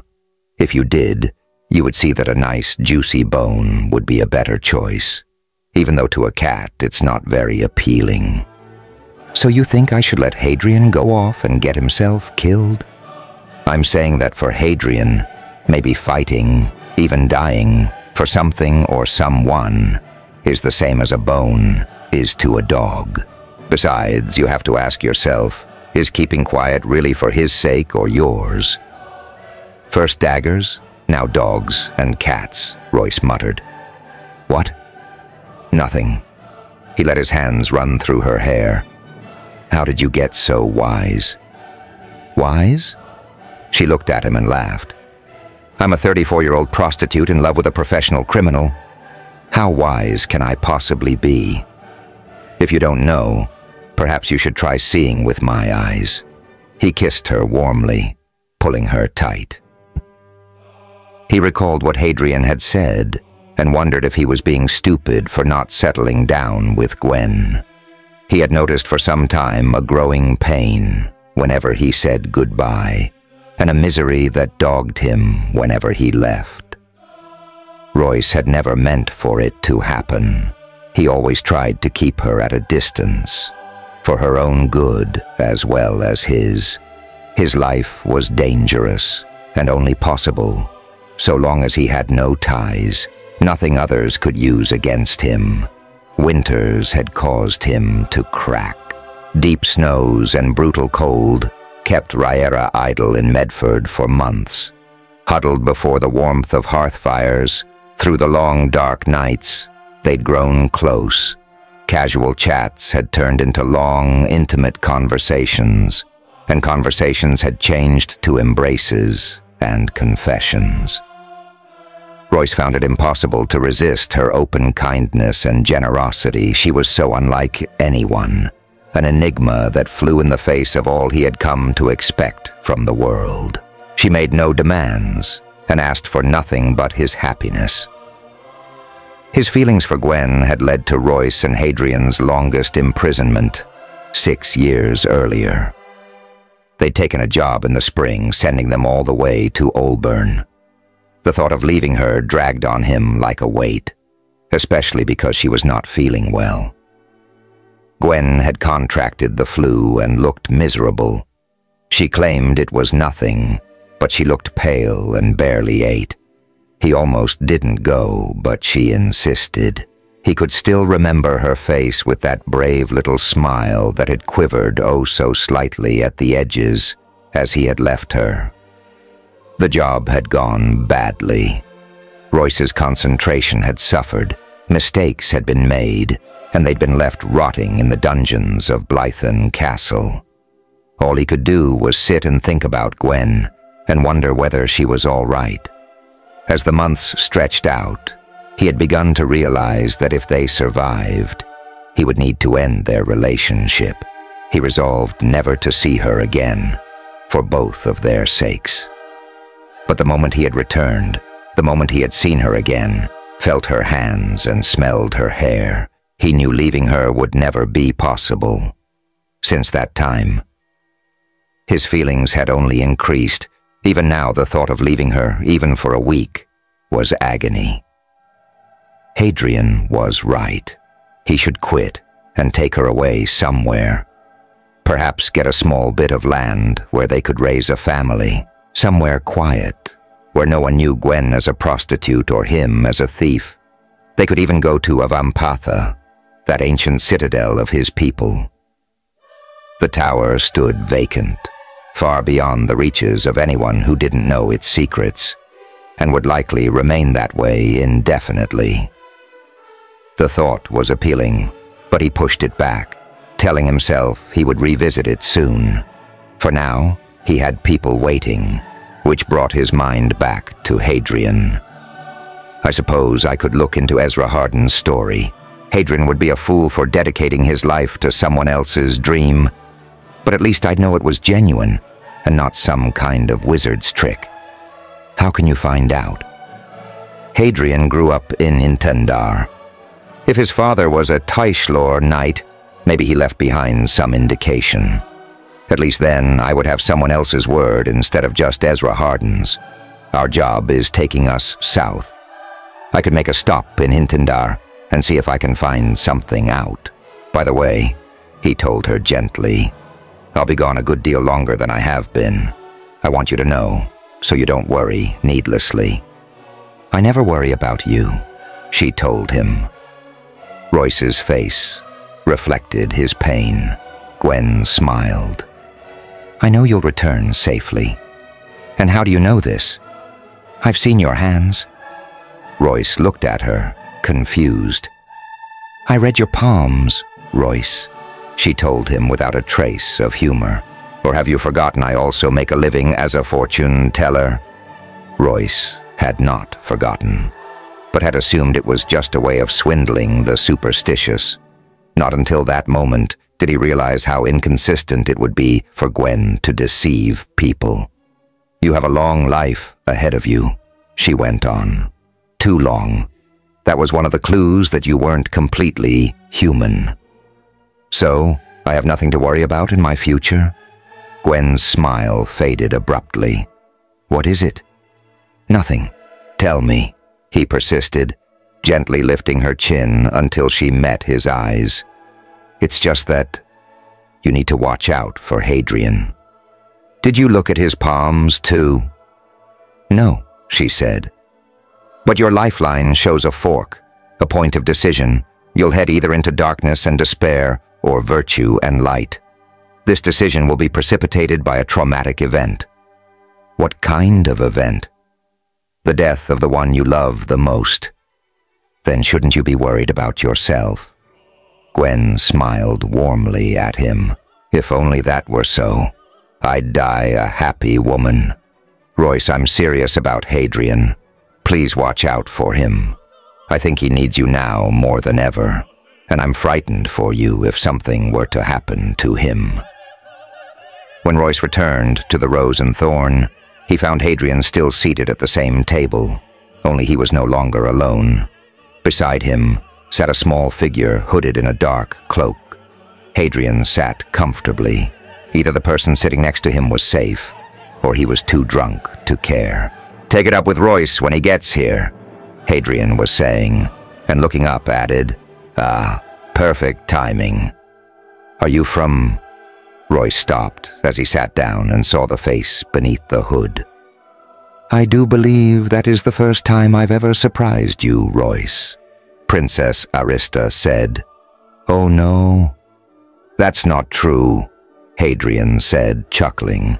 "You caught him way off guard when we were hanging in your dungeon, and you asked us to kidnap your brother. That was much more unpredictable, trust me." Royce was not pleased with meeting the princess in the open tavern room, and Hadrian was speaking far too loudly for his liking. Luckily, the room was empty. Most of the limited clientele preferred to cluster around the bar where the door hung open to admit the cool summer breeze. "That seems a lifetime ago," Arista replied thoughtfully. "She has a job for you, Royce," Hadrian told him. "For us, you mean?" "I told you." Hadrian looked at him but allowed a glance at the princess as well. "I'm retired." Royce ignored him. "What's been decided?" "Ulrich wants to make contact with Gaunt and his nationalists," Arista began. "He feels, as the rest of us do, that if we can coordinate our efforts, we can create a formidable assault. Also, an alliance with the nationalists could very well be the advantage we need to persuade Trent to enter the war on our side." "That's fine," Royce replied. "I expected as much. But did you have to deliver this information yourself? Don't you trust your messengers? One can never be too careful. Besides, I'm coming with you." "What?" Royce asked, stunned. Hadrian burst into laughter. "I knew you'd love that part," he said, grinning with the delight of a man blessed with immunity. "I am the ambassador of Melangar, and this is a diplomatic mission. Events are transpiring rapidly, and negotiations may need to be altered to suit the situation. I've got to go because neither of you can speak for the kingdom. I can't trust anyone, not even you two, with such an important mission. This meeting will likely determine whether or not Melangar survives another year. I hope you understand the necessity of having me along." Royce considered the proposal for a few minutes. "You and your brother understand that I cannot guarantee your safety." She nodded. "You also understand that between now and the time we reach Gaunt, you'll be required to obey Hadrian and myself, and you won't be provided any special treatment because of your station. I expect none. However, it must also be understood that I'm Ulrich's representative and as such, speak with his voice. So, where safety and methods are concerned, you're granted authority, and I'll follow your direction. But as far as overall mission goals are concerned, I reserve the right to redirect or extend the mission if necessary." "And do you also possess the power to guarantee additional payment for additional services?" "I do. I now pronounce you client and escort," Hadrian said with a grin. "As for you," Royce told him, "you'd better have some coffee." "I'm not going, Royce. What's all this about?" Arista asked. Royce scowled and shook his head at her. "Don't shut her up," Hadrian said. He turned to the princess and added, "I've officially resigned from Rhaenyra. We're divorced. Royce is single now." "Really?" Arista said. "What will you do?" "He's going to sober up and get his gear." "Royce, listen to me. I mean it. I'm not going. There is nothing you can say to change my mind." "Yes, there is." "What?" Have you come up with another fancy philosophical argument? It's not going to work. I told you, I'm done. It's over. I'm not kidding. I've had it. Hadrian watched his partner suspiciously. Royce simply looked back with a smug expression. At last, Hadrian asked, "Okay, what is it? I'm curious now. What do you think you could possibly say to change my mind?" Royce hesitated a moment, glancing uncomfortably at Arista, then sighed. "Because I'm asking you to, as a favor. After this mission, if you still feel the same way, I won't fight you and we can part as friends. But I'm asking you now, as my friend, to please come with me, just one last time." Just then the barmaid arrived at the table. "Another round?" Hadrian did not look at her. He continued to stare at Royce, then sighed. "Apparently not. I guess I'll take a cup of coffee, strong and black." Chapter 5. Sheridan. Trapped in her long dress and riding cloak, Arista baked as the heat of summer arrived early in the day. Making matters worse, Royce insisted she travel with her hood up. She wondered at its value, as she guessed she was just as conspicuous riding so heavily bundled as she would be if riding naked. Her clothes stuck to her skin, and it was difficult to breathe, but she said nothing. Royce rode slightly ahead on his gray mare, which, to Arista's surprise, they called Mouse, a cute name, not at all what she had expected. As always, Royce was dressed in black and grays, seemingly oblivious to the heat. His eyes scanned the horizon and forest eaves. Perhaps his elven blood made him less susceptible to the hardships of weather. Even after finding out a year ago, she still marveled at his mixed race. Why had I never noticed? Hadrian followed half a length behind on her right, exactly where Hilfred used to position himself. It gave her a familiar feeling of safety and security. She glanced back at him and smiled under her hood. He wasn't immune to the heat. His brow was covered in sweat, and his shirt clung to his chest. His collar lay open. His sleeves were rolled up, revealing strong arms. A noticeable silence marked their travel. Perhaps it was the heat or a desire to avoid prying ears, but the lack of conversation denied her a natural venue to question their direction. After slipping out of Medford before sunrise, they had traveled north across fields and deer paths, into the highlands, before swinging east and catching the road. Arista understood the need for secrecy, and a roundabout course would help confuse any would-be spies. But instead of heading south, Royce led them north, which made no sense at all. She'd held her tongue as hours had passed, and they continued to ride out of Melangar and into Ghent. Arista was certain Royce took this route for a reason, and after she agreed to follow their leadership, it would be imprudent to question his judgment so early in their trip. Arista was back in the high meadowlands, where only the day before she had caught her first sight of the Imperial troops gathered against Melangar. A flurry of activity was now underway on the far side of the Gaelwar as the army packed up. Tents collapsed, wagons lined up, and masses of men started forming columns. She was fascinated by the sheer number and guessed that there could be more Imperial soldiers than citizens remaining in the city of Medford. The meadowlands gave way to forest, and the view disappeared behind the crest. The shade brought little relief from the heat. If only it would rain. The sky was overcast, but rain wasn't certain. Arista knew, however, that it was possible to make rain. She recalled at least two ways. One involved an elaborate brewing of compounds and burning the mixture out of doors. This method should result in precipitation within a day, but was not entirely reliable and failed more often than it succeeded. The other approach was more advanced and instantaneous, requiring great skill and knowledge.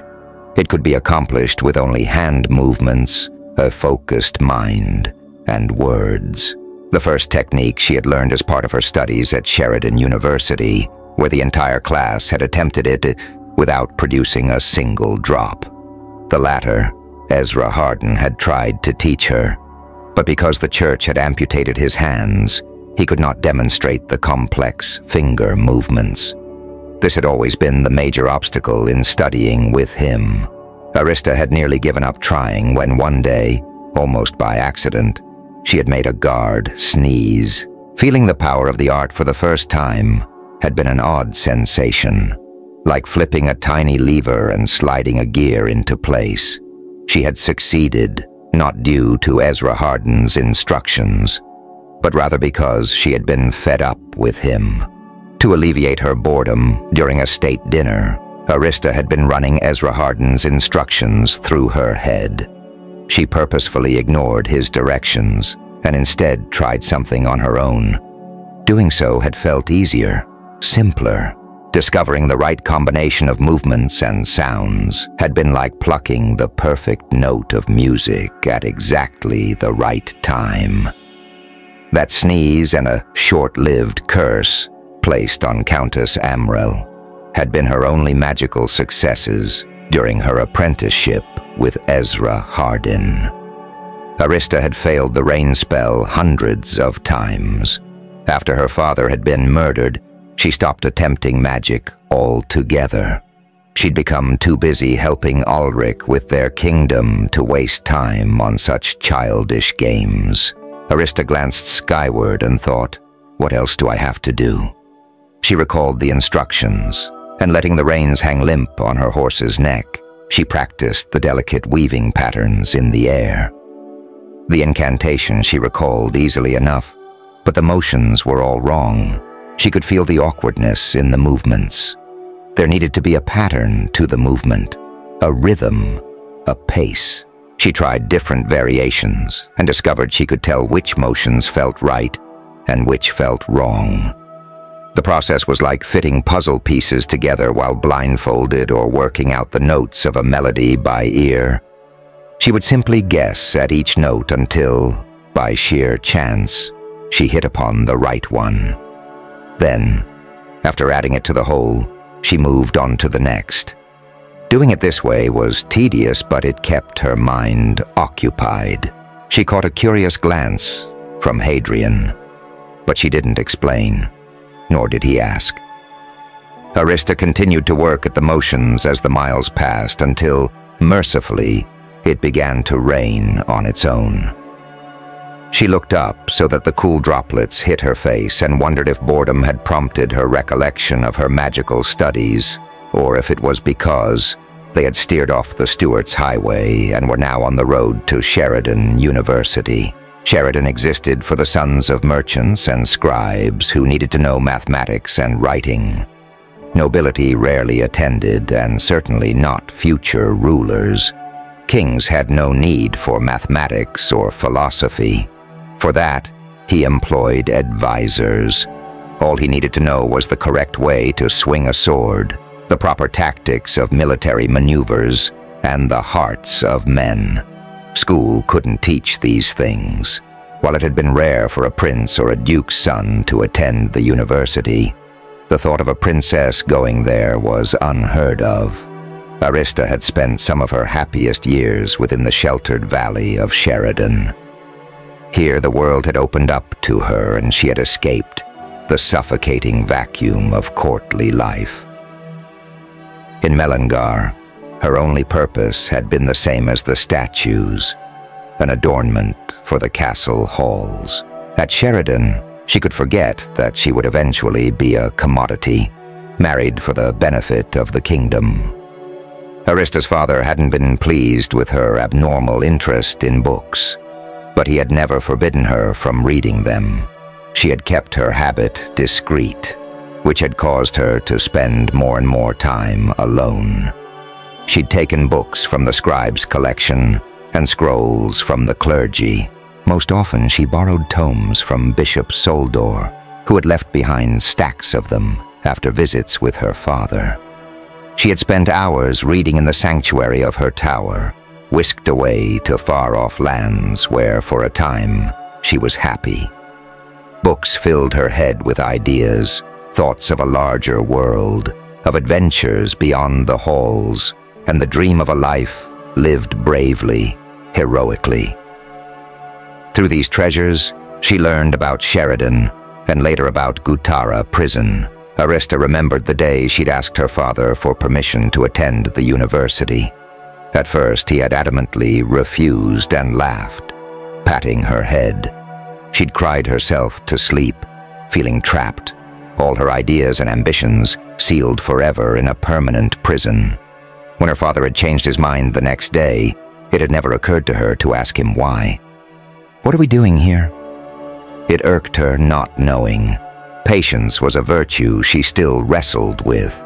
As they descended into the university's veil, she felt a modest inquiry wouldn't hurt. She opened her mouth, but Hadrian beat her to it. "Why are we going to Sheridan?" he asked, trotting up closer to Royce. "Information," Royce replied in his normal curt manner, which betrayed nothing else. "It's your party. I'm just along for the ride." No, no, no, she thought. Ask more. Arista waited. Hadrian let his horse drift back. This was her opening. She had to say something. "Did you know I attended school there? You should speak to the Master of Law, Arcadius. The Chancellor is a pawn of the Church, but Arcadius can be trusted. He's a wizard and used to be my professor. He'll know or be able to find out whatever it is you're interested in." That was perfect. She straightened up in her saddle, pleased with herself. Common politeness would demand Royce reveal his intentions now that she had shown an interest, demonstrated some knowledge on the subject, and offered to help. She waited. Nothing. The silence returned. I should have asked a question, something to force him to respond. Damn. Gritting her teeth, she slumped forward in frustration. Arista considered pressing further, but the moment had passed and now it would be difficult to say anything more without sounding critical. Being an ambassador had taught her the value of timing and of being conscious of other people's dignity and authority.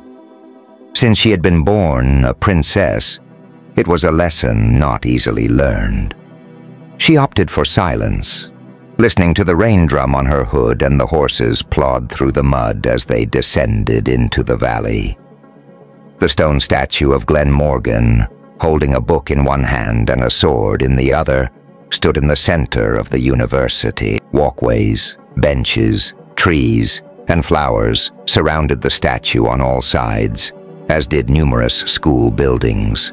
A growing enrollment had required the addition of several lecture halls and dormitories, each reflecting the architectural style of its time. In the gray sheets of rain, the university looked like a mirage, a whimsical romantic dream conceived in the mind of a man who spent his entire life at war. That an institution of pure learning existed in a world of brutish ignorance was more than a dream. It was a miracle, a testament to the wisdom of Glen Morgan. Glen Morgan had intended the school to educate laymen at a time when hardly anyone but ecclesiastics could read. Its success was unprecedented. Sheridan achieved eminence above every other seat of learning, winning the praises of patriarchs, kings, and sages. Early on, Sheridan also established itself as a center for lively controversy, with scholars involved in religious and political disputes. Handel of Vro, a master of Sheridan, had campaigned for Ghent's recognition of the newly established Republic of Delgos against the wishes of the Nephron Church. Also, the school had been decidedly pro-royalist in the civil wars following the Stuarts' reign. That had come to be an embarrassment to the church, which had retained control of Ghent. The humiliation led to the heresy trials of the three masters, Cranston, Landoner, and Widley, all burned at the stake on the Sheridan Commons. This quieted the school's political voice for more than a century, until Edmund Hall, professor of geometry and lore at Sheridan, claimed to use clues gleaned from ancient texts to locate the ruins of Persepolis. He disappeared for a year and returned with books and tablets, revealing arts and sciences long lost, spurring an interest in all things imperial. At this time, a greater orthodoxy had emerged within the church, and it outlawed owning or obtaining holy relics, as all artifacts from the old empire had been deemed. They arrested Hall and locked him in Urbanon's crown tower, along with his notes and maps. The church later declared that Hall had never found the city, and that the books were clever fakes. But no one ever heard from Edmund Hall again. The traditions of Cranston, Landiner, Widley, and Hall were embodied in the present master of lore, Arcadius Vinterus Latimer. Arista's old magic teacher had never appeared to notice the boundaries of good taste, much less those of political or religious significance. Chancellor Lambert was the school's head, because the church found his political leanings satisfactory to the task. But Arcadius was Sheridan's undisputed heart and soul. "Should I take you to Master Arcadius?" Arista asked, as they left their horses in the charge of the stable warden. "He really is very smart and trustworthy." Royce nodded, and she promptly led them through the now driving rain into Glen Hall, as most students referred to the original Grand Imperial College building in deference to Glen Morgan. An elaborate cathedral-like edifice, it embodied much of the grandeur of the Stuarts' reign that was sadly missing from the other university buildings. Neither Royce nor Hadrian said a word as they followed her up the stairs to the second floor, shaking the water from their travel cloaks and their hair. Inside, it was quiet, the air stuffy and hot. Because several people could easily recognize her, Arista remained in the confines of her hood. So as you can see, it would be possible to turn lead into gold, but it would require more than the gold's resulting worth to make the transformation permanent, thus causing the process to be entirely futile, at least using this method. Arista heard Arcadius's familiar voice booming as they approached the lecture hall. There are some, of course, who take advantage of the temporary transformation to dupe the unwary, creating a very realistic fool's gold that hours later reveals itself to be lead. The lecture room was lined with tiers of seats, all filled with identically gowned students. At the podium stood the lawmaker's master, a thin, elderly man with a blue robe, a white beard, and spectacles perched on the end of his nose. The danger here is that once the ruse has been discovered, the victim is often more than mildly unhappy about it. This comment drew laughter from the students. Before you put too much thought into the idea of amassing a fortune based on illusionary gold, you should know that it's been tried. This crime, and it is a crime, usually results in the victim taking out his anger on the perpetrator of the hoax in the form of a rather unceremonious execution. This is why you don't see your master of law dressed in the finest silks from Vandon, traveling about in an 8-horse carriage with an entourage of retainers. More laughter. Arista was unclear whether the lecturer was at the end or if Arcadius spotted the party on the rise and cut the class short. In any case, the lawmaker's master closed his instruction for the day with reminders about homework and dates of exams. As most of the students filed out, a few gathered around their professor with questions, which he patiently addressed. "Give me a chance to introduce you," Arista said, as they descended the tiers. "I know Arcadius looks a little odd, but he's really very intelligent." "And the frog exploded, didn't it?" the wizard was saying to a young man wearing a sober expression. "Made quite a mess, too, sir," his companion offered. "Yes, they usually do," Arcadius said in a sympathetic tone. The lad sighed. "I don't understand." I mixed the nitric acid, sulfuric acid, and the glycerin and fed it to him. He seemed fine.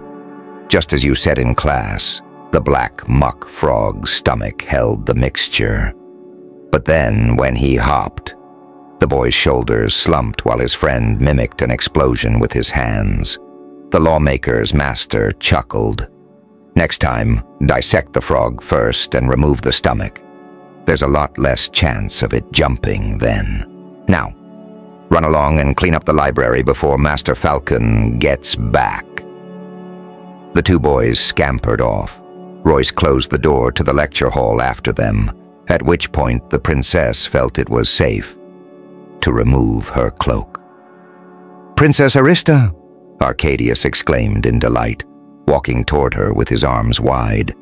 The two exchanged a fond embrace. "Your Highness, what a wonderful surprise. Let me look at you." He stepped back, still holding her hands, a bit disheveled, soaking wet, and tracking mud into my classroom. "How nice. It's as if you're a student here again." "Master Arcadius," the princess began formally, "allow me to introduce Royce Melbourne and Hadrian Blackwater. They have some questions for you." "Oh," he said, eyeing the two curiously. "This sounds serious." "It is," Hadrian replied. He took a moment to search the room for any remaining students while Royce locked the doors. Arista saw the puzzled expression on her instructor's face and explained, "You have to understand, they're cautious people by trade." "I can see that. So I'm to be interrogated, is that it?" Arcadius asked accusingly. "No," she said. "I think they just want to ask a few questions. And if I don't answer, will they beat me until I talk?" "Of course not." "Are you so sure? You said that you think they're here to ask questions, but I think they're here to kill me. Isn't that right?" "The fact is, you know too much," Royce told the wizard, his tone abruptly turning vicious. He reached into his cloak and drew out his dagger as he advanced on the old man. "It's time we silenced you permanently." "Royce!" Arista shouted in shock. She turned to Hadrian, who sat relaxed in the front row of the lecture hall, casually eating an apple plucked from the lawmaker's master's table. "Hadrian, do something," she pleaded. The old man shuffled backward, trying to put more distance between him and Royce. Hadrian didn't respond, eating the apple like a man without a worry in the world. "Royce, Hadrian," Arista screamed at them. She could not believe what she was seeing. "Sorry, Princess," Hadrian finally said, "but this old man has caused us a great deal of trouble in the past, and Royce is not one to forgive debts easily. You might want to close your eyes." "She should leave," Royce said. "Even if she doesn't see, she'll hear the screams." "So, you're not going to be quick?" the old man whispered. Hadrian sighed. "I'm not cleaning the mess up this time." "But you can't. I... Arista stood frozen in terror. Royce closed the distance between him and Arcadius in a sudden rush. "Wait." The wizard's voice quavered as he held up a hand to ward him off. "I think I'm entitled to ask at least one question before I'm butchered." "What is it?" Royce asked menacingly, his dagger raised and gleaming. "How's your lovely Gwen doing?" "She's fine," Royce replied, lowering his blade. "She told me to be certain to tell you she sends her love." Arista glared at each of them. "But what? You know each other." Arcadius chuckled as Hadrian and Royce snickered sheepishly. "I'm sorry, my dear." The professor held up his hands and cringed slightly. "I just couldn't resist. An old man has so few opportunities to be whimsical. Yes, I've known these two surly characters for years. I knew Hadrian's father before Hadrian was born, and I met Royce when he was..." The lore master paused briefly. "Well, younger than he is today." Hadrian took another bite of the apple and looked up at her. Arcadius introduced me to Royce and gave us our first few jobs together. And you've been inseparable ever since. The wizard smiled. It was a sound pairing. You have been a good influence on each other.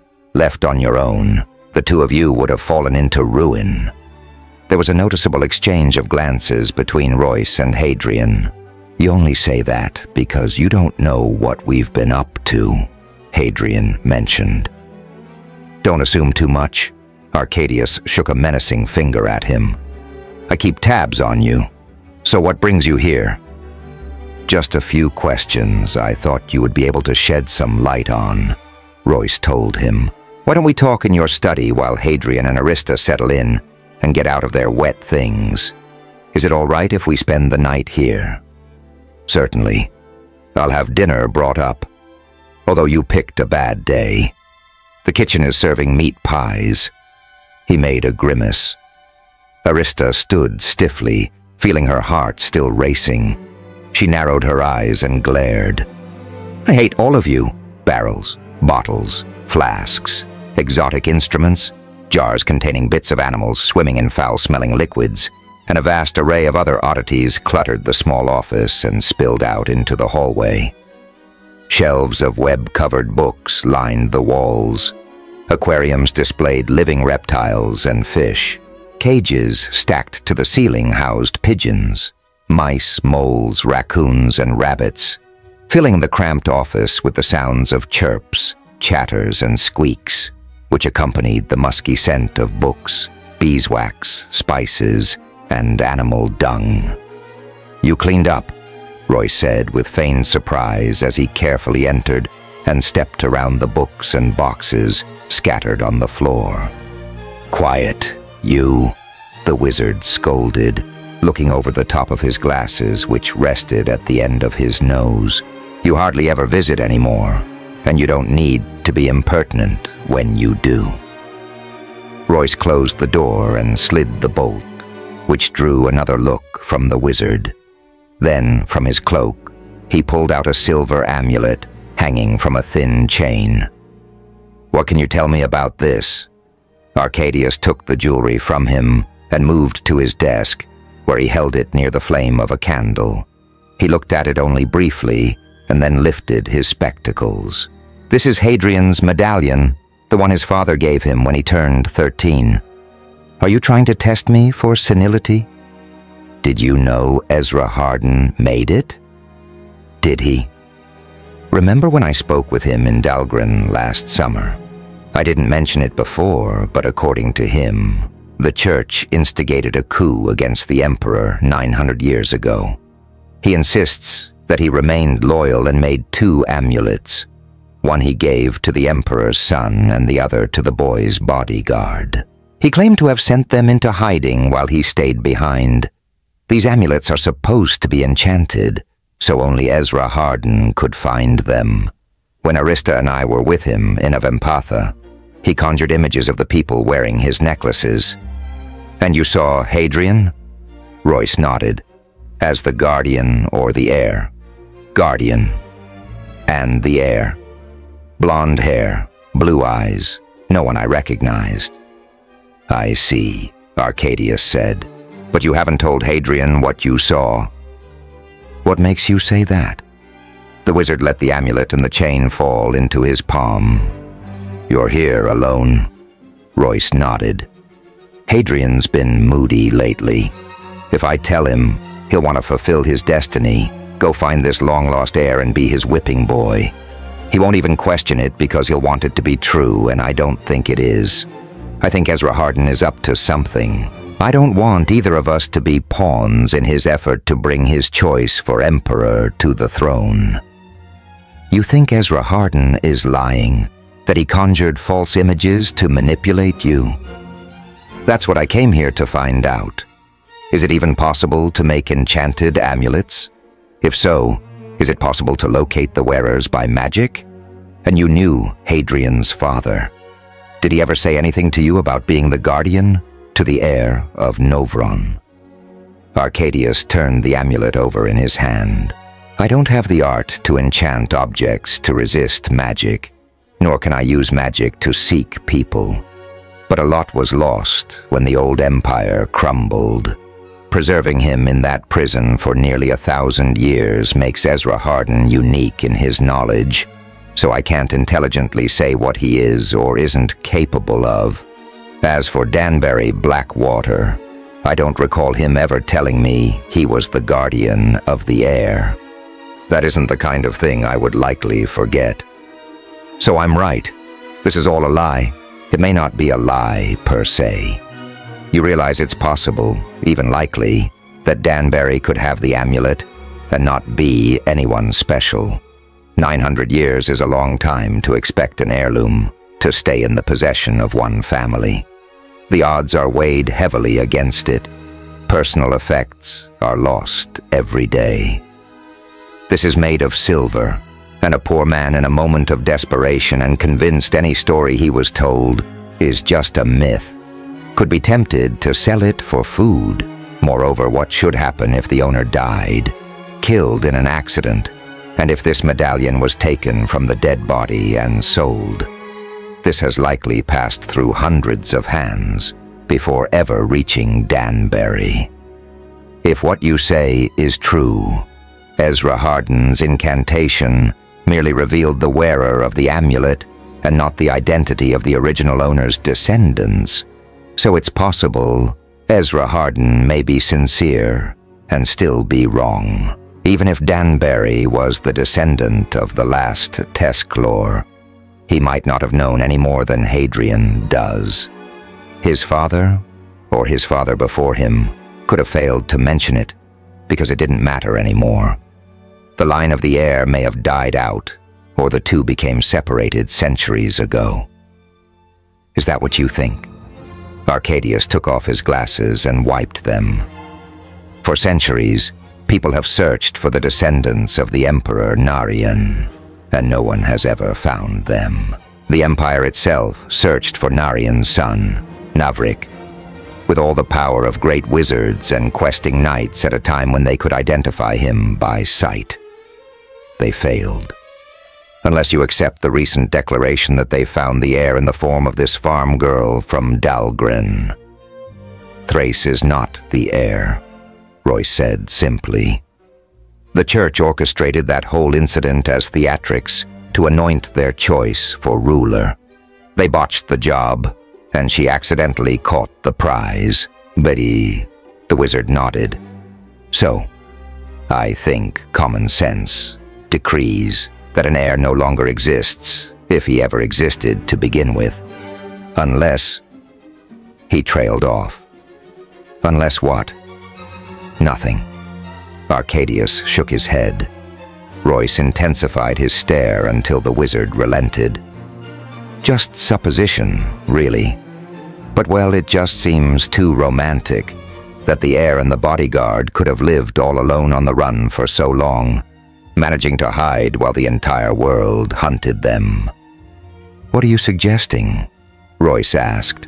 After the Emperor's death, when Navrik fled with his bodyguard, the Taish Lord Jarish, wouldn't they have had friends? Wouldn't there have been hundreds of people loyal to the Emperor's son, willing to help conceal him, support him, organize an attempt to put him back on the throne? Of course, this organization would have to act in secrecy, given that the bulk of the dying empire was in the control of the church. Are you saying such a group exists? Royce asked. Arcadius shrugged. I'm only speculating here. You're doing more than just speculating. What do you know? Well, I've come across some odd references in various texts to a group known only as the Theorem Eldership. I first discovered them in a bit of historical text from 2465, about the time of the Stuarts' reign of Glenmorrigan II. Some priest made a brief notation about a sect by that name. Of course, at that time, anyone who opposed the church was considered heretical, so I didn't give it much thought. Then I spotted another reference to the same group in a very old letter sent from Lord Darius Soret to Patriarch Venlin, dating back to within the first 20 years after the death of the Emperor Narian. Lord Soret? Royce asked. As in Soret Knights? Indeed, Arcadius said. The Duke was commanded by the Patriarch to locate the whereabouts of Navrik, Emperor Narian's missing son. He formed an elite band of knights who swore an oath to find the heir. 100 years after the death of Darius, the knights adopted their official name, the Order of the Soret Knights, which was later shortened out of convenience. Quite ironic, actually, as their responsibilities and influence broadened dramatically. You'd hardly know it, as the Soret work mostly in secret, hidden so they can perform their duties invisibly.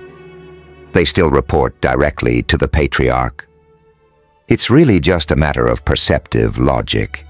Given that there's a pseudo-invisible order of knights seeking to hunt down the heir, doesn't it seem sensible to conclude that there is another unseen group to protect him? Arcadius stood up, and with no trouble navigating his way through the room's debris, reached the far wall. There a slate hung, and with a bit of chalk he wrote, "Theorem Eldership." Then he crossed out each letter and, rearranging them underneath, wrote, "Shield the Emperor." He returned to his desk and sat back down. "If you decide to search for the heir," Arcadius told Royce in a grave tone, "be very careful. This is not some bit of jewelry you seek, and he may be protected and hunted by men who will sacrifice their lives and use any means against you. If any of this is true, then I fear you'll be entering into a world of shadows and lies, where a silent, secret war has been waging for nearly 1,000 years. There'll be no honor and no quarter given. It's a place where people disappear without a trace and martyrs thrive. No price will be too great, no sacrifice too awful. What's at stake in this struggle, at least in their eyes, is the very future of Elan. The number of students at Sheridan always diminished in summer, so Arcadius arranged for them to sleep in the vacated top floor, known as Glenn's attic. The fourth-floor dormitory in Glen Hall lacked even a single window and was oven-hot in summer. Home to the sons of affluent farmers, the upper dorm was deserted this time of year as students returned home to tend crops. This left the entire loft to them, a single long room with a slanted ceiling so low even Arista had to watch her head or risk hitting a rafter. Cots jutted out from the wall where the ceiling met the floor, each nothing more than a straw mattress on simple wooden frames. Personal belongings were absent, but every inch of wood was etched with a mosaic of names, phrases, or drawings. 7 centuries of student memoirs. Arista and Hadrian worked at drying their wet gear. They laid everything made of cloth across the floor, and damp stains spread across the ancient timbers. Everything was soaked and smelled of horse. "I'll get a drying line up," Hadrian told her. "We can use the blankets to create a bit of privacy for you at the same time." He gave her a quizzical look. "What?" He shook his head. "I've just never seen a soaking wet princess before. You sure you want to do this? It's not too late. We can still head back to Medford and I'll be fine." She headed for the stairs. "Where are you going?" "To bring up the rest of the bags. It's probably still raining, and I can get those just as soon." Arista interrupted him. "You have ropes to tie, and as you pointed out, I'm already soaked." She descended the steps, her shoes squished and her wet dress hung with added weight. "No one thinks I can handle this." Arista knew she had led a pampered life. She was no fool, but neither was she made of porcelain. How much fortitude does it take to live like a peasant? She was the princess of Melangar and daughter of King Amrath Ezandon. She could rise to any occasion. They all had her so well defined, but she wasn't like Linnea Pickering. She didn't sit all day considering which dress went best with her golden locks. Arista stroked her still dripping head and felt her flat, tangled hair. Linnea would have fainted by now. Outside, the rain had stopped, which left the air filled with the earthy smell of grass, mud, and worms. Everything glistened, and breezes touched off showers beneath trees. Arista had forgotten her cloak. It lay 4 flights up. She was going only a short distance and would be quick. But by the time she reached the carriage house, she regretted her decision. 3 gown-draped students stood in the shadows, talking about the new horses. "They're from Melangar," the tallest said with a confident, superior tone of a young noble speaking to lesser men. "You can tell by the Medford brand on that one." "So, Lane, you think Melangar has fallen already?" the shortest of them asked. "Of course, I'll wager Bracton took it last night. Maybe early this morning. That's why the owners of these horses are here. They're probably refugees, cowards fleeing like rats from a sinking ship." "Deserters?" "Maybe," Lane replied. "If Melangar really did fall last night, it might have been the king himself who fled," the short one speculated. "Don't be a rube," the second tallest told him. "A king would never ride on nags like these." "Don't be too sure of that." Lane came to the little one's defense. "Ulrich isn't much of a real king. They say he and his witch sister killed their father and stole the throne just as he was about to name Percy Braga his successor. I even heard that Ulrich has taken his sister as his mistress and there's talk of her becoming queen." "That's disgusting." "The church would never allow that," said the other. "Ulrich kicked the church out of Melangar months ago because he knew it would try to stop him," Lane explained. "You have to understand that the Melangarians aren't civilized people. They're still mostly barbarians and slip further back into their tribal roots every year.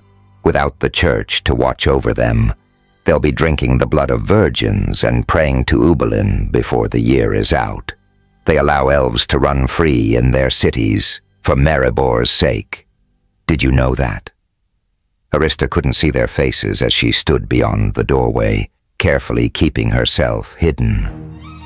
"So perhaps this is the nag the king of Melangar escaped on. He could be staying in one of the dorm rooms right now, plotting his next move. Do you think Chancellor Lambert knows?" "I doubt it," Lane replied. "I don't think a good man like Lambert would allow a menace like Ulrich to stay here." "Should we tell him?" "Why don't you tell him, Hinkle?" Lane said to the short fellow. "Why me?" "You should do it. After all, you're the one that noticed them." "Me? I don't have time. Lady Chastelin sent me another letter today, and I need to work on my reply, lest she drives a dagger into her chest, for fear I've forgotten her." "Don't look at me," said the remaining one. "I'll admit it. Lambert scares me." The others laughed. "No, I'm serious. He scares the wax out of me. I was sent to his office last semester because of that rabid rat stunt Jason pulled. I'd rather he just cane me." Together they walked off, continuing their chatter, which drifted to Lady Chastelin and doubts of her devotion to Lane. Arista waited a moment until she was certain they were gone, then found the bags near the saddles and stuffed one under her arm. She grabbed the other 2 and quickly, but carefully, returned across the commons and slipped back up the stairs of Glen Hall. Hadrian wasn't in the loft when she returned, but he had the lines up and blankets hanging from them to divide the room. She slipped through the makeshift curtain and began the miserable task of stringing out her wet things. She changed into her nightgown and robe. They'd been near the center of her bag and only slightly damp. Then she began throwing the rest of her clothes over the lines. Hadrian returned with a bucket of water and paused when he spotted Arista brazenly hanging her petticoats and corset. She felt her face flush as she imagined what he was thinking. Not only did she travel unescorted with 2 men, but she was bedding down in the same room, albeit a large and segmented hole, and now she hung her undergarments for them to see. She was surprised they hadn't questioned her more intently. She knew the unusual circumstances she traveled under would eventually come up. Royce wasn't the type to miss something as suspicious as a maiden princess traveling alone in the company of two rogues, no matter how highly esteemed by the crown. As for her clothes, there was no other way or place to dry them safely, so it was this or wear them wet in the morning. There was no sense being prissy about it. Royce entered the dorm as she finished her work. He was wearing his cloak with the hood up. It dripped a puddle on the floor. "We'll be leaving well before dawn," he pronounced. "Is something wrong?" Hadrian asked. "I found a few students snooping around the carriage house when I made my rounds." "He does that," Hadrian explained to Arista. "Sort of an obsession he has. Can't sleep otherwise." "You were there?" Royce nodded. "They won't be troubling us anymore." Arista felt the blood drain from her face. You killed them?" she asked in a whisper. As she said it, she felt sick. A few minutes earlier, listening to their horrible discussion, she'd found herself wishing them harm. But she hadn't meant it. They were little more than children. She knew, however, that Royce might not see it that way. She'd come to realize that for him, a threat was a threat, no matter the package. "I considered it." No tone of sarcasm tempered his words. If they had turned left toward the Chancellor's residence instead of right toward the dormitories, but they didn't. They went straight to their rooms. "Nevertheless, we'll not be waiting until morning. We'll be leaving in a few hours. That way, even if they do start a rumor about horses from Melangar, we'll be long gone by the time it reaches the right ears. The Empire's spies will assume we're heading to Trent to beg their aid. We'll need to get you a new mount, though, before heading to Kolnora."